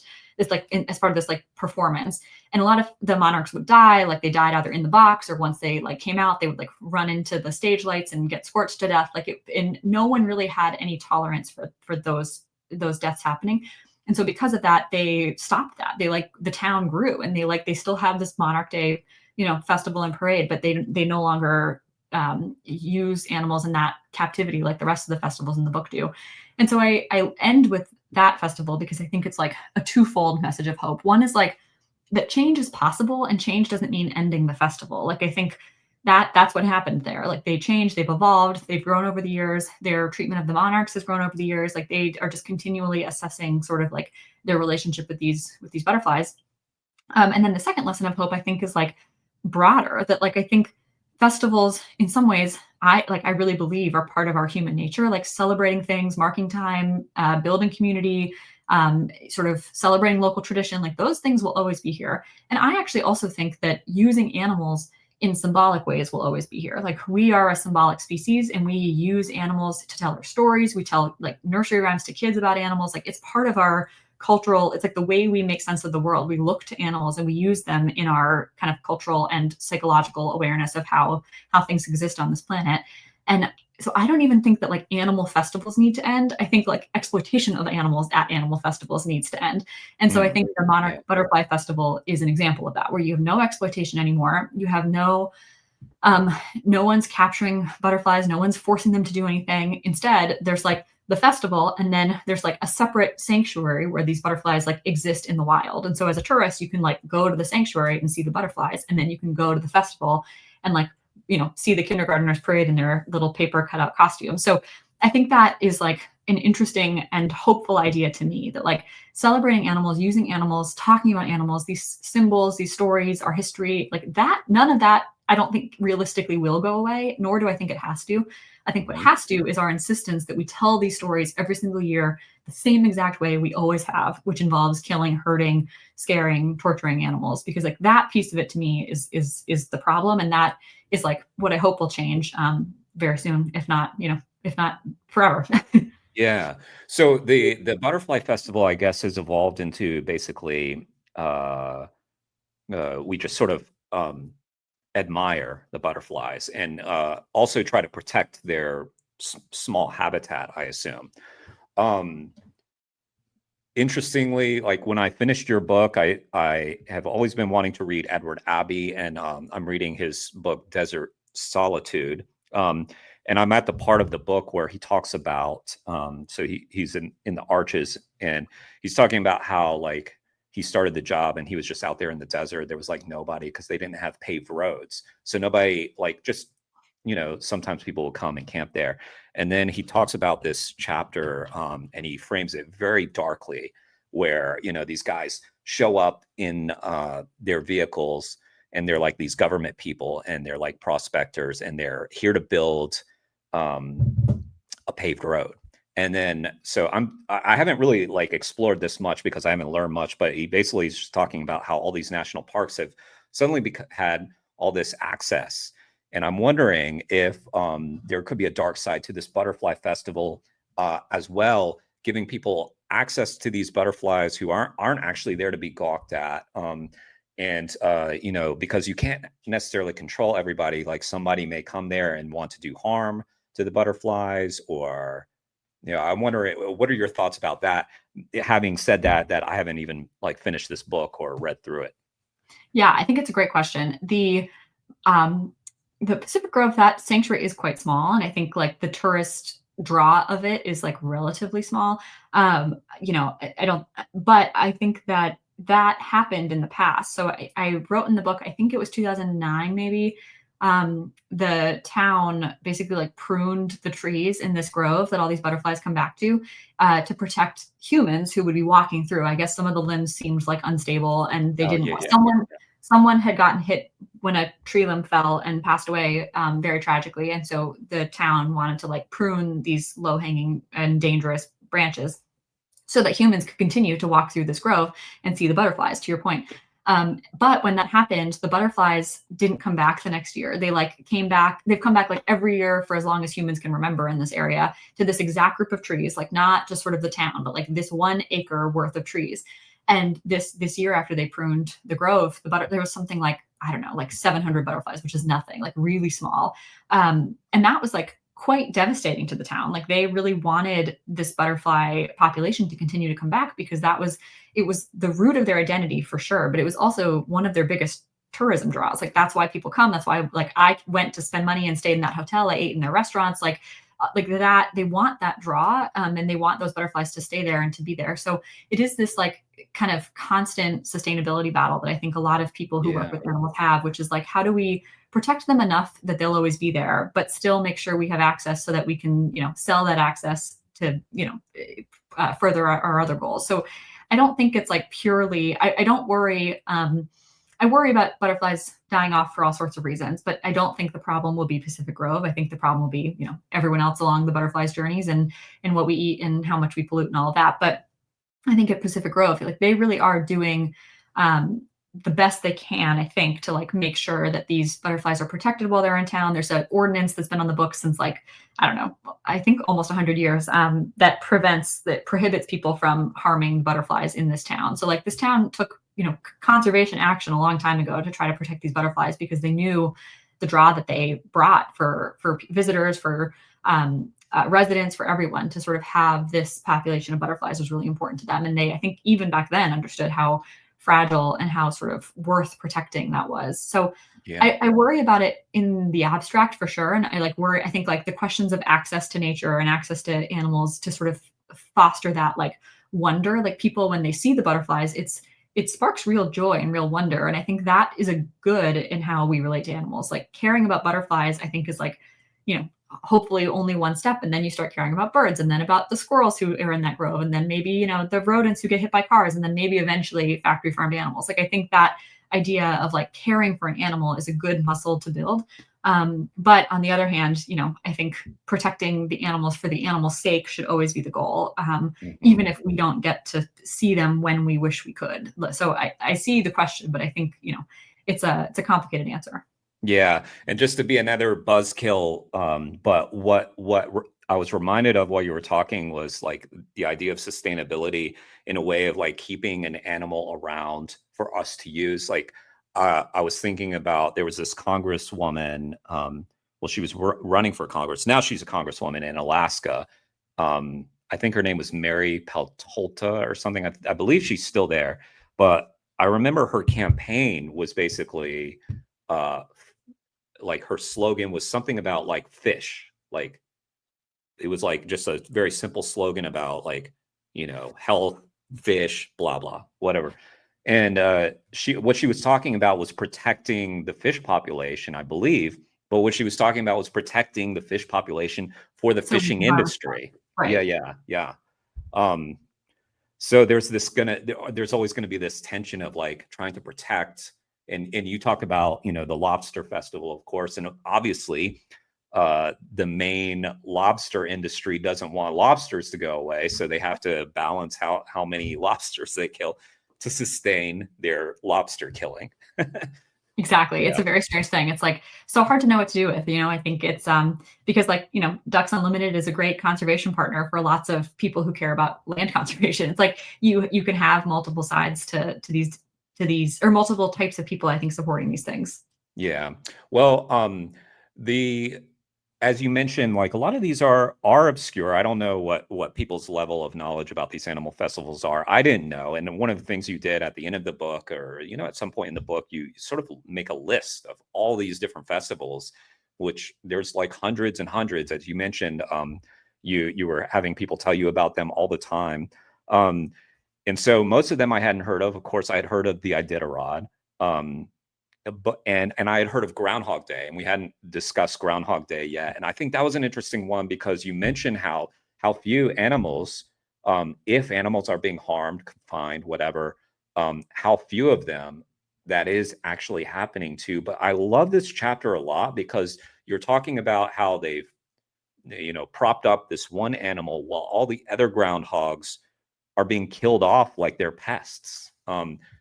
And I mean, that's just like a complete like cognitive dissonance moment for that community. Like um Oh, how did you leave that festival? I don't know what question I'm trying to ask, but I'm wondering about how to explore that concept a little further.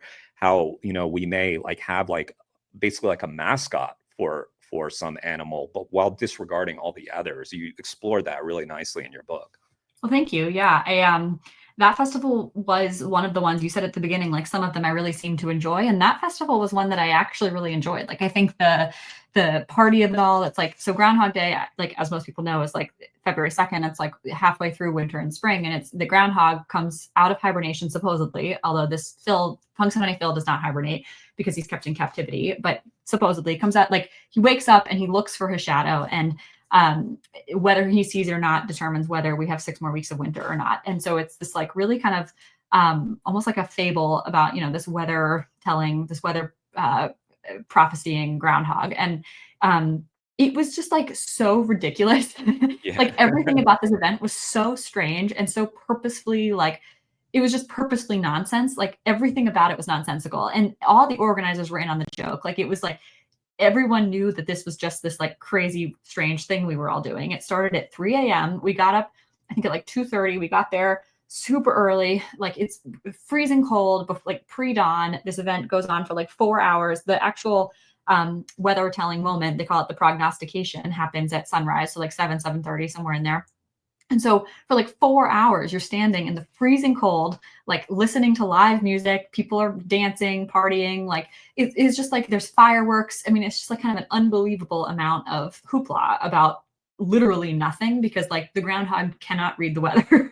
And so it's this very strange thing where it's like the whole town. And that event was huge. I mean, that event probably had 40 or 50,000 people there. And then of course it has national importance. Like I grew up like seeing whether or not Punxsutawney Phil saw his shadow on the radio, even though I'm nowhere near Pennsylvania. And I think that event was fun because of that. Like that hoopla was fun. It like really was. It was fun to sort of like walk around the town. Everyone was having a good time. Like all of that was true. But then I like, again, you like kind of start to think more deeply about these things, and you think, okay, well, Phil lives in captivity all year.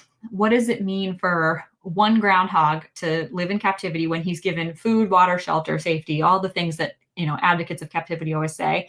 Like how do you balance that against all of that good 50,000 people's joy for 6 hours? Like, and I still think the groundhog might win in that equation. I'm just saying that question deserves to be asked, is like that joy is meaningful, that joy is important. And I think those like myths and stories are important too. But I think the question, that's the chapter where this question that I said actually came up, is like, am I just a massive bummer? Because I kept saying like coming across, okay, so like it's not just one groundhog, it's sort of like maybe like 10 groundhogs over the last 10 years have played Phil, or over the last 15 years, like because groundhogs don't live forever, and someone always Phil's is immortal. Yeah. Right. Yeah, they say Phil is immortal, but yeah. And I think it raises this question of like, okay, so it's not just one groundhog, it's maybe 100 groundhogs total if you count not just Punxsutawney, but lots of places around the United States have Groundhog Day type events. Like Massachusetts has, I think her name's Mrs. G. Like lots of places have their own groundhog. And so, maybe 100, maybe, of these like small kind of pesty animals are being kept in captivity and asked to do almost nothing for that, other than like once a year they get like propped around in a little plexiglass tube to like say what the weather is. And I just think like that festival really kind of put some of those questions into really stark relief, because that harm it's not even as bad, I don't think, as the jumping frog contest. Like I think captivity offers a host of harms to animals, and I'm not saying it doesn't, but it's different than sort of like actively terrifying, torturing, hurting these animals. Like I think Punxsutawney Phil is like completely beloved. His handlers take care of him, as far as I could tell, really well. I did a FOIA request to see if they ever had any sort of like teachable moments or anything like that from the USDA inspectors who come by. It was squeaky clean. Like I just think they really do take care of Phil. Again, I think captivity is its own form of harm, but I don't think it's not the same as the frogs or as any of the other festivals where they're like kind of purposefully pestering these animals. And so it is, yeah, just like a different set of questions I think arise in that context, which is why it's in the reverence section of the book instead of the humor section, despite this event being very nonsensical and humorous, is exactly what you said of like, so we love Phil, we take care of Phil, we give him fresh buffet of veggies every day in his little burrow. People wore his face like I saw a woman with like leggings with Phil's face on it, like screen printed on her leggings. People dressed up as groundhogs. Like kind of an unbelievable amount of adoration about this one groundhog. Even though you're right, like groundhogs get killed all the time. I mean, when we drove to Punxsutawney, we saw 2 dead groundhogs on the road, like not opossums, not other like groundhogs. And it's just fascinating that like that both are true. Both like humans have such strange relationships with animals where we can sit there and kind of with a straight face say this is so worth it to celebrate this one groundhog, and then completely disregard every other of its own species and then every other like animal. Like I don't know, like it's Right, this right. strange thing. Yeah. I was thinking about how like back in the day, I do remember seeing a story and maybe even like read a story from the AP Wire on the radio at one time about animal advocates protesting what was essentially a Groundhog Day event near me. I don't think it was actual groundhogs, but I remember like thinking it seemed kind of ridiculous, but they were talking about how the animals held up, in front of a bunch of people snapping photos. And I wonder this idea of causing an animal fear could be more harmful than we give it credit for. Like, for instance, the frogs, being, people stamping near the frog, like making the frog believe their life is in danger. So they jump. Obviously, the groundhog has no idea what the hell's going on.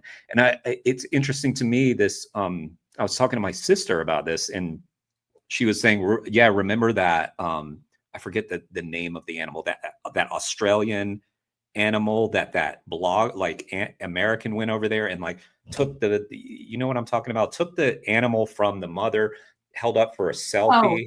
yeah, I do know what you're Yeah, talking about. I Yeah. forget, a wombat or something like that. Yeah, something like that. Yeah, and I was saying, yeah, all the people I'm mad about that, they're all such hypocrites. And my sister was like, "What do you mean?" Well, it's like I was talking about them eating animals and stuff, but yeah, like causing an animal fear. I mean, it could have like dramatic repercussions, I think. But the question that I was going to ask is, do you think groups like PETA or somebody, and everybody should know, like I'm a huge fan of PETA. They're so helpful. They're Me amazing too. people. But I wonder if they do themselves some harm when they bring up things like that, and then that becomes like the perception of PETA is that, oh, they're all wrapped up in these things that aren't really necessarily that harmful. Or do you think that is good that they speak up? I think it's a great question. I'm also a really big fan of PETA, and I will say PETA is the only organization that was sort of reliably protesting all these events that I was at. Like Oh, sometimes really? there were some Nice. local groups, but PETA was at almost all of them. They were at the Iditarod, they were at the Rattlesnake Roundup. They weren't at the Maine Lobster Festival, but I know they've done that advocacy in the past. Like Mm. they've done like release lobster campaigns where they'll like take lobsters and send them back into the ocean and stuff. So they just weren't. I didn't happen to see them the year I was there, but anyway, they were at a lot of these events, and I think that I can't speak for PETA's strategic choices, but why I chose to focus on this in my book is because I address that exact question that you ask is sort of like, does this even matter? Like, why there's so many Yeah. bigger like problems with animals in our world? Like, why did I not write a book about animal agriculture? Like, why did I not write another eating animals? Like that to me, eating animals is the like morally urgent issue of our time, like by far and away. I like that's what I believe. And so like, why didn't I write about that? Why am I sitting here writing about Punxsutawney Phil, which like he's probably fine from all evidence Mhm. that I got. And I think like my answer to that question is that I think again, a piece of it is what I already mentioned about the defensiveness of people. So like when you start talking about eating animals or animals in our food system, people do kind of shut off. People don't want to hear that. And I think I wanted to approach animal issues in a way that were more accessible and less threatening to people. And so that's again why festivals were a topic. But with something like Puxatawny Phil in particular, I think it matters to me how we are teaching people to think about animals. Like what we normalize at these festivals is kind of like why they're important to me. Again, I'm not going to spend a lot of like advocacy energy myself on these events. Like I wrote the book and I'm not going to like pick it at every single event moving forward. I also am not sure that's like the best use of my time and energy.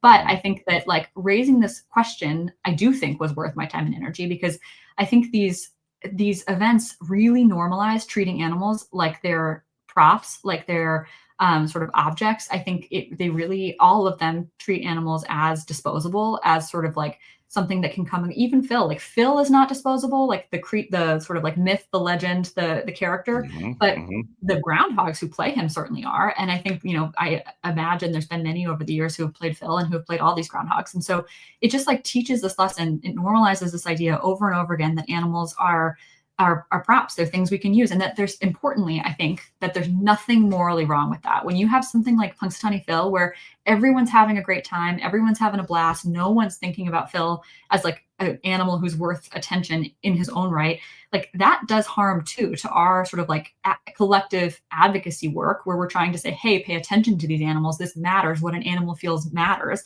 If you've been told since you were a kid, which I was when I watched Punxsutawney, see his shadow or whatever when I was like 6 for the first time, probably on the news, like this all kind of ingrains this sort of like assumption that no, they don't matter. Like animals, that's totally fine to be doing this. There's no problems. Don't ask the question because everything's fine. And I think that like response, that like asking this question at all is like a little ridiculous, which I agree on the one hand, but on the other hand, I think that's exactly part of the problem. Is like we have to like, I guess, like engage with the broader way humans interact with animals, in my opinion, because some of the specifics are really hard to win on. So like it's hard to tell someone, don't have turkey at Thanksgiving. That's a hard sell. Like that's hard. It's a lot easier to say, hey, here's this festival I went to. It doesn't seem super humane. Like, I wonder why we do that, and sort of raise those questions. And I think that like, I don't know what will happen, but my hope is that like, if everyone who read my book and everyone in the world started caring about animal festivals, that kind of like symbolic work would trickle down to our decisions. So it would trickle down to like, okay, if we care about animals in this context where it's easy, like maybe we can care about animals in this context where it's harder, where it impacts our personal daily choices. Well, I'll sort of answer my own question, because it just like on my view of like, I think it's great that PETA speaks out wherever there is some discrimination towards animals. I'll mention I had this sort of I have done very little like debating on this channel. Maybe at some point I'll do that. I had Jack Higgs on, and I talked to Jack Higgs. He's this Australian activist about using the word "it" for animals, which is something that PETA has brought up a lot.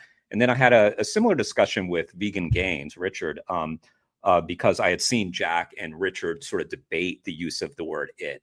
And so Richard's point was that, sort of using the word "it" is just kind of like, it's not gender specific. And so it's like a good use of the word, like it's fine, basically. And Jack was trying to make the point that using the word sort of normalizes these things. Now, I noticed in your book, you use the word "it." And I wonder if you've ever thought about that sort of usage.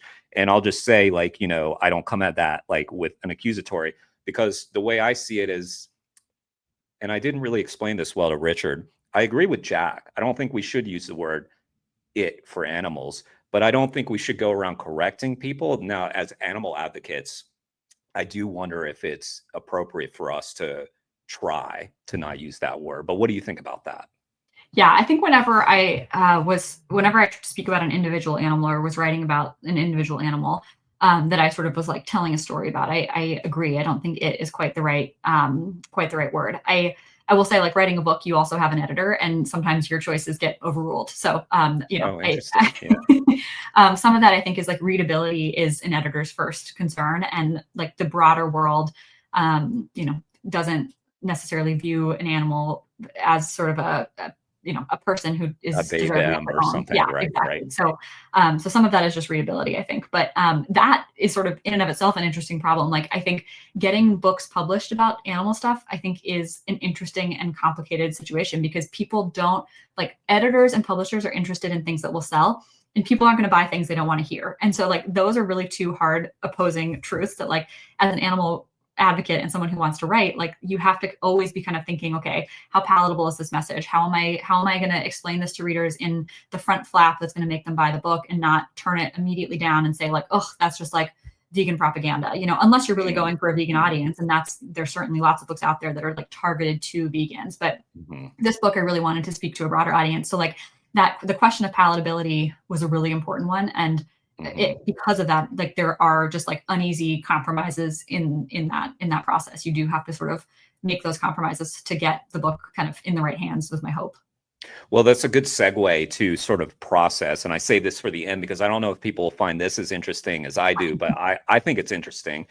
You're the second author in a row that I've interviewed. I interviewed Stephen Lee August, who wrote this book called Vegans versus the Verses, which is sort of like a Mm. manual for people to speak about Christian topics with the public at large, especially for people like me who are not believers and don't have that background. So anyway, but he was telling me how during COVID he started writing this book. He was sitting in this vegan diner and just writing, ended up with like a tome like that big, and he had to cut that way down for, as you say, palatability. And I'm wondering what were some of the things that you left on the cutting room floor, or was there stuff that you left on the cutting room floor with this book? Yeah, I was lucky in that every festival that I went to and kind of spent the time and money to get the research done was included. So I didn't do a lot of work for on the cutting room that was left on the cutting room floor. Mm. What I think that some of the questions that I talked about with my editors a lot was whether starting with the rattlesnake roundup so early in the book was the right choice, because I think that the Iditarod, that's an event a lot of people know about. I wrote about it. I didn't gloss over the harms, but I didn't kind of dwell on them either. And I just sort of like moved right through to set up the topic. But Rattlesnake Roundup, that's a tough chapter and it was a tough event. And I think starting with it so early did really risk putting off readers. I've heard a lot of people who care about animals, like animal people, tell me they're worried about reading my book because of that chapter. So like that is, that was a choice that we ended up making because I fought for it and thought it was really important to have the sort of like moral certainty of that and the grounding of that and sort of like the starting with the worst of the worst to show the progress and to show that like sometimes those gradations of progress aren't actually as fantastic for the animals as we might think they are. And to me that felt important, but that was a question. And then one festival I went to, I chose not to include it as a chapter because there just like wasn't enough there to write a whole chapter about. So I went to the Swallows Day parade and festival in San Juan Capistrano, which is when the swallows, similar to the monarchs, they like migrate back to town, and the town throws this big parade. And it is this really old event. My grandmother went, so I wanted to, see how it compared. And that when I got there, they just like, and this is, to your point earlier about like these festivals, the scope of the animals around them is changing. What this town did is they sort of did renovations on the building the swallows always came back to and nested in, and then the swallows didn't come back anymore. And that human intervention meant that we lost something really valuable that the animals, kind of needed and wanted in their experience. And so to me, it just felt like a really hollow festival. Like there was no, the swallows weren't really there anymore. People weren't really, it was not about the swallows. It was about this parade and this sort of like day off of work and this like day. It was a big kind of like, equestrian rodeo culture in the town. So there was like a lot of horses around, a lot of cowboy boots. Like it was just sort of this big, day of kind of like drinking and revelry. It wasn't really about the swallows. So that one I left on the cutting room floor because I just didn't think it was enough there. I mention it as sort of a caution. Yeah. Yeah, I thought you mentioned it. Yeah, because I was like, I wouldn't have heard of Swallows Day Festival other than from your book. Yeah, but I just didn't include it as sort of a full chapter. So some stuff like that, like you never knew what you were going to see. The best laid like research and YouTube research and all of that, like you never knew until you were on the ground and seeing stuff with your own two eyes, what was actually going to be worth including. How does like a book like this get started? And like, I mean, you have these editors, you have like a deal, I assume. Like I don't know anything about the writing industry or how to get a book, out there to people, because I guess anybody could write one, but the question is, will people read it? And so I guess you need some sort of distributor and that sort of thing. And so how does this whole process get started with, without going so in the weeds, but Sure. Yeah. and Oh, sorry. yeah, go ahead. No, go ahead. I was going to say that the process for writing nonfiction is different than writing fiction. So fiction, you need a whole book. Like you have to draft the whole thing and you have to have it ready to go.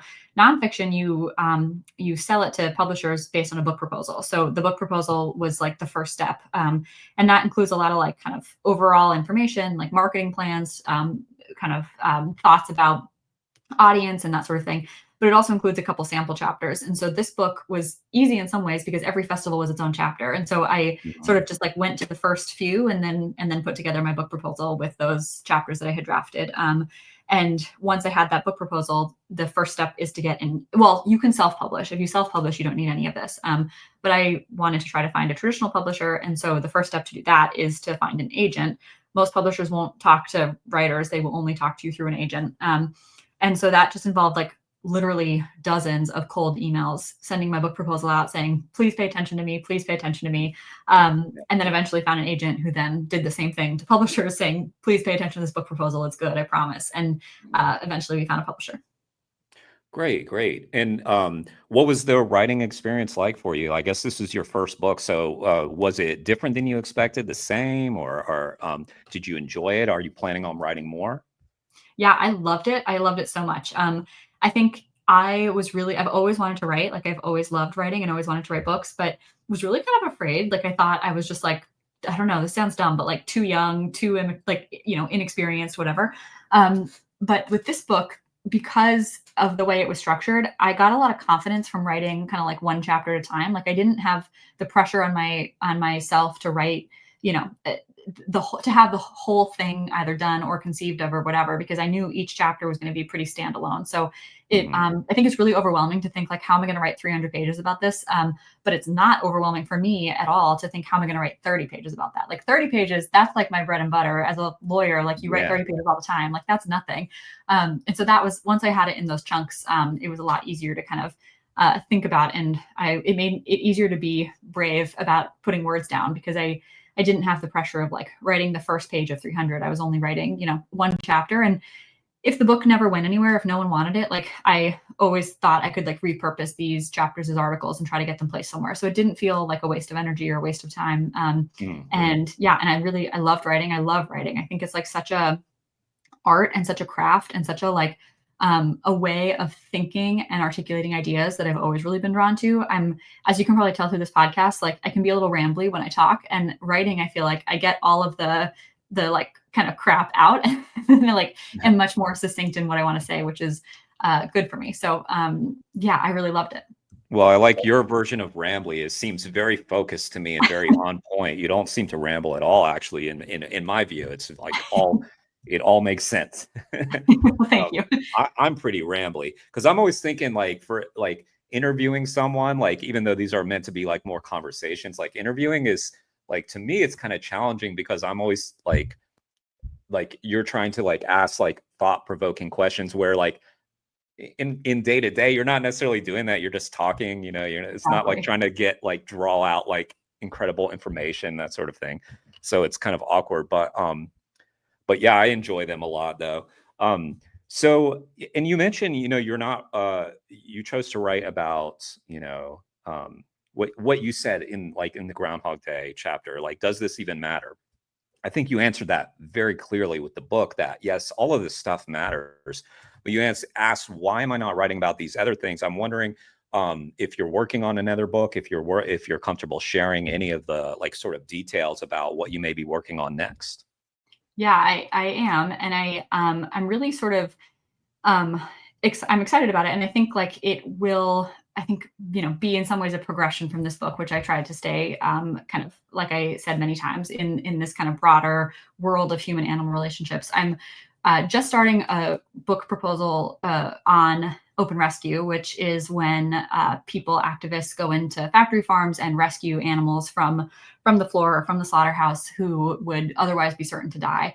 And then, these activists often get prosecuted for things like felony theft, burglary, conspiracy, all sorts of like a sort of smorgasbord of crimes that they can be prosecuted for. And I've been really fascinated by both the sort of strategy and activism, the activism strategy and the theory of change of the activists, but also sort of the legal questions and issues that arise at the trials that eventually emerge from these, so-called crimes, where juries are faced with really interesting questions like, is it a crime to give an animal veterinary care? And like, I think that those are really interesting questions. So yeah, I'm thinking through that right now. I think it's to me, it's really exciting to be in the world of farmed animal stuff.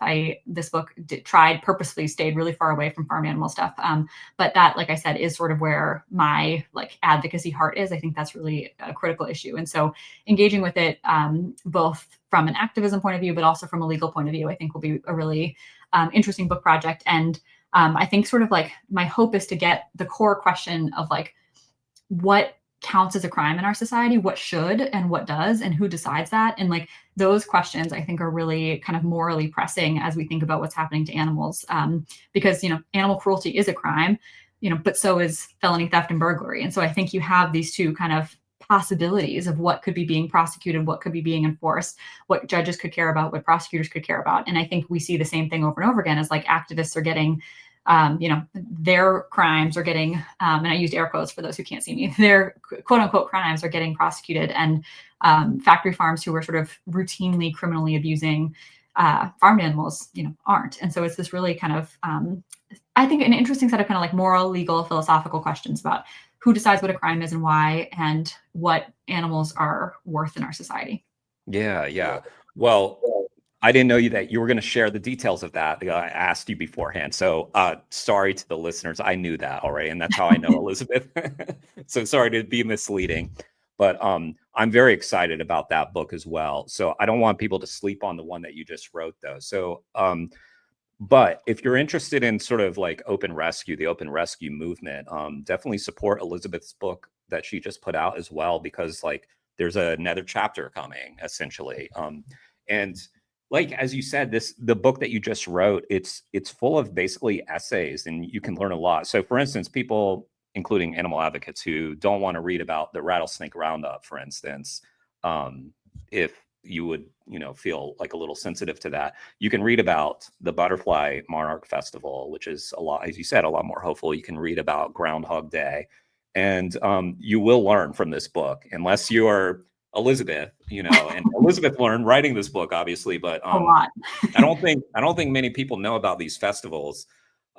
They probably know more about it than I do, but so yeah, like I just, it's very interesting to me to find books. Like of course I always learn from books, but this is a book that essentially every chapter I learned something new, be it the event itself, because I didn't know about most of these events.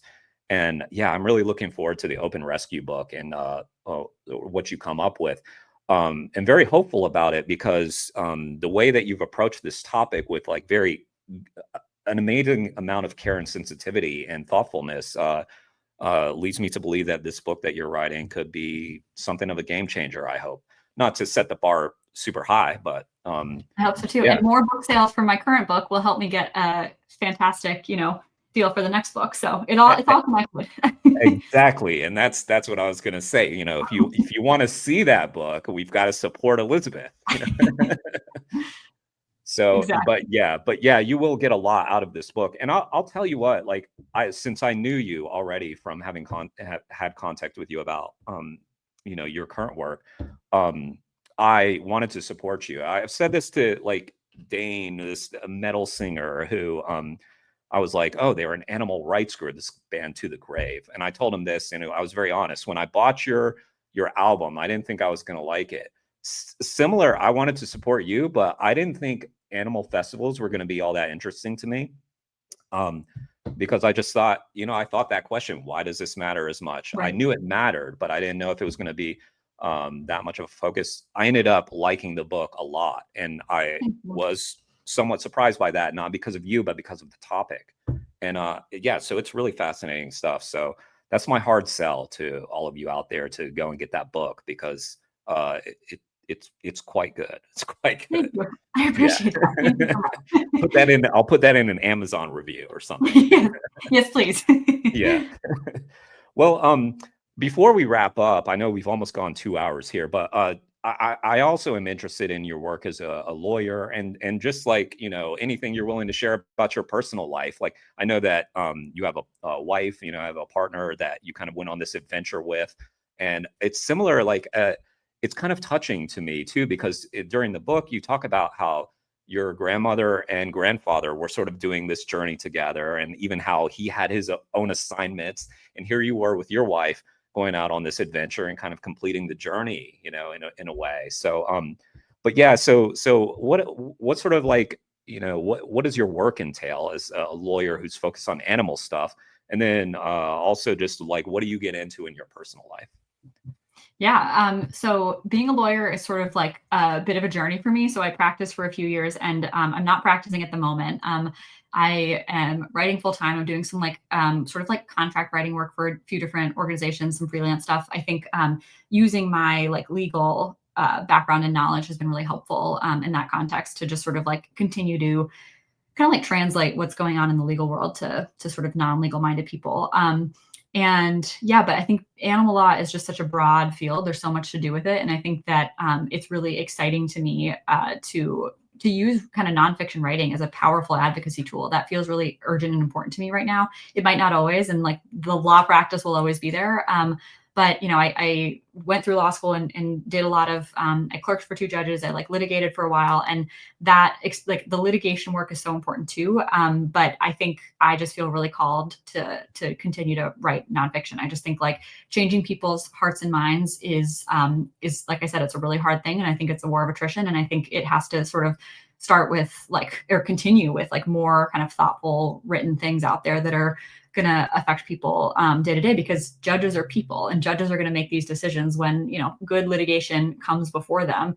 If a judge is totally unaware and has never been, never thought about these things seriously, you're going to have a harder sell as an advocate than if a judge had sort of broad kind of cultural awareness of some of these things. So, yeah. And then personally, I live in Boston. I live with my wife. My wife was a fantastic travel partner.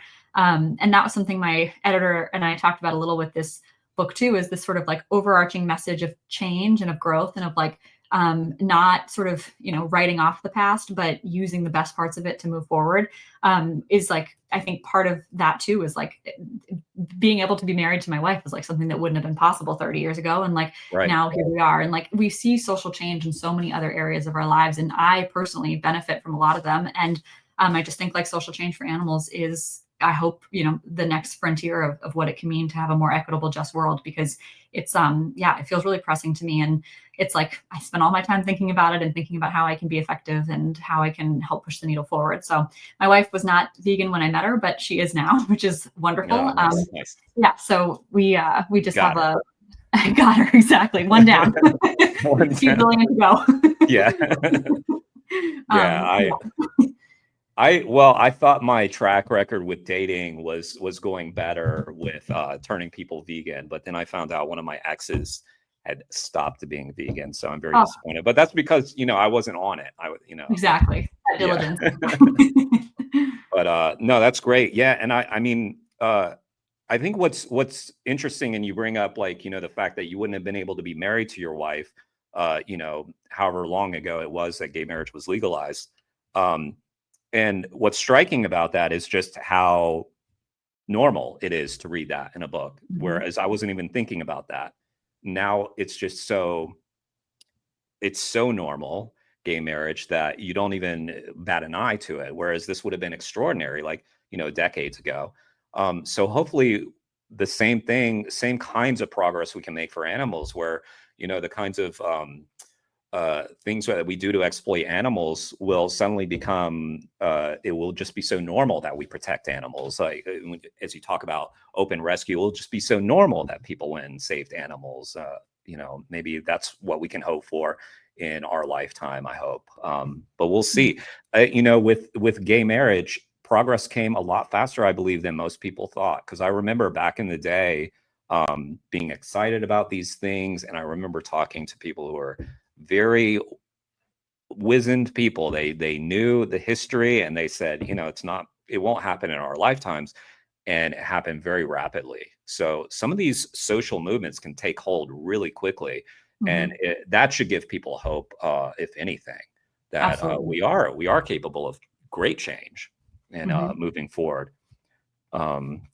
Well, it's been, I asked this also to everybody, just like, what are the sorts of things as a writer, what are the sorts of things that you read also, like, also for pleasure, like the things that you read for pleasure rather than only just animal rights stuff, but also the animal rights stuff.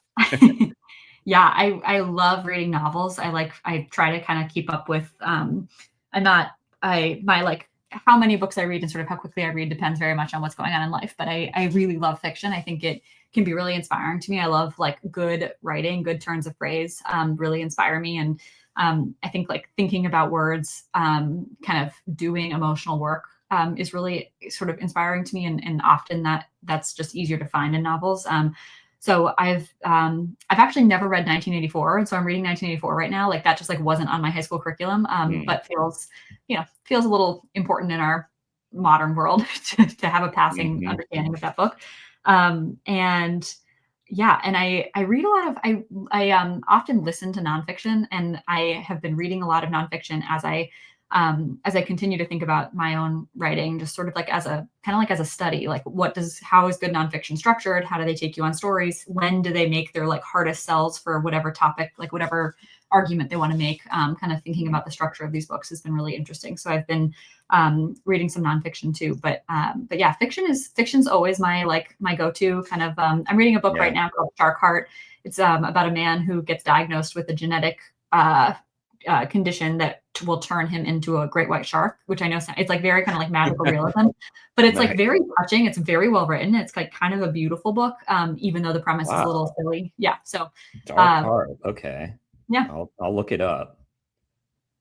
Interesting. Yeah, sounds weird, but it's so far. I'm probably like 80 pages into it, and I think it's very touching so far. Nice. Well, and also with 1984, it's funny you're doing the same thing that I'm doing, like going back to something I probably should have read in high school was The Jungle by Upton Sinclair. So I read through that, and similar to 1984, and you'll find this reading 1984, just so much of it is very prescient, about how we're living today, and same with The Jungle. So yeah, great books. Well, Elizabeth, it's been such an honor to talk to you and get to know you a little better. We had met before, and that was an honor as well. But it's really good to like be able to pick your brain a little bit and dive into this book. And what's a good way for people to follow your work, find you, and follow you on socials and things like that? Yeah, so you can buy the book anywhere books are sold. Barnes & Noble, Amazon, small bookstores can order it for you, whatever you prefer. You can also find it online if you just Google Forget the Camel. And then I'm also online. My handle on almost everything is MeLampy, so EMELAMPY. And yeah, and I have a website too. You can reach out to me there. Okay, great. Well, I'll put all those links down below. So definitely follow them. Definitely get the book and read it, and you'll get a lot out of it. And Elizabeth, it's been so great talking to you. Thank you so much for having me. And let's do it again when you come out with that next one. Fingers crossed. It'll be soon. Yes. All right. Take care, Elizabeth. Thanks.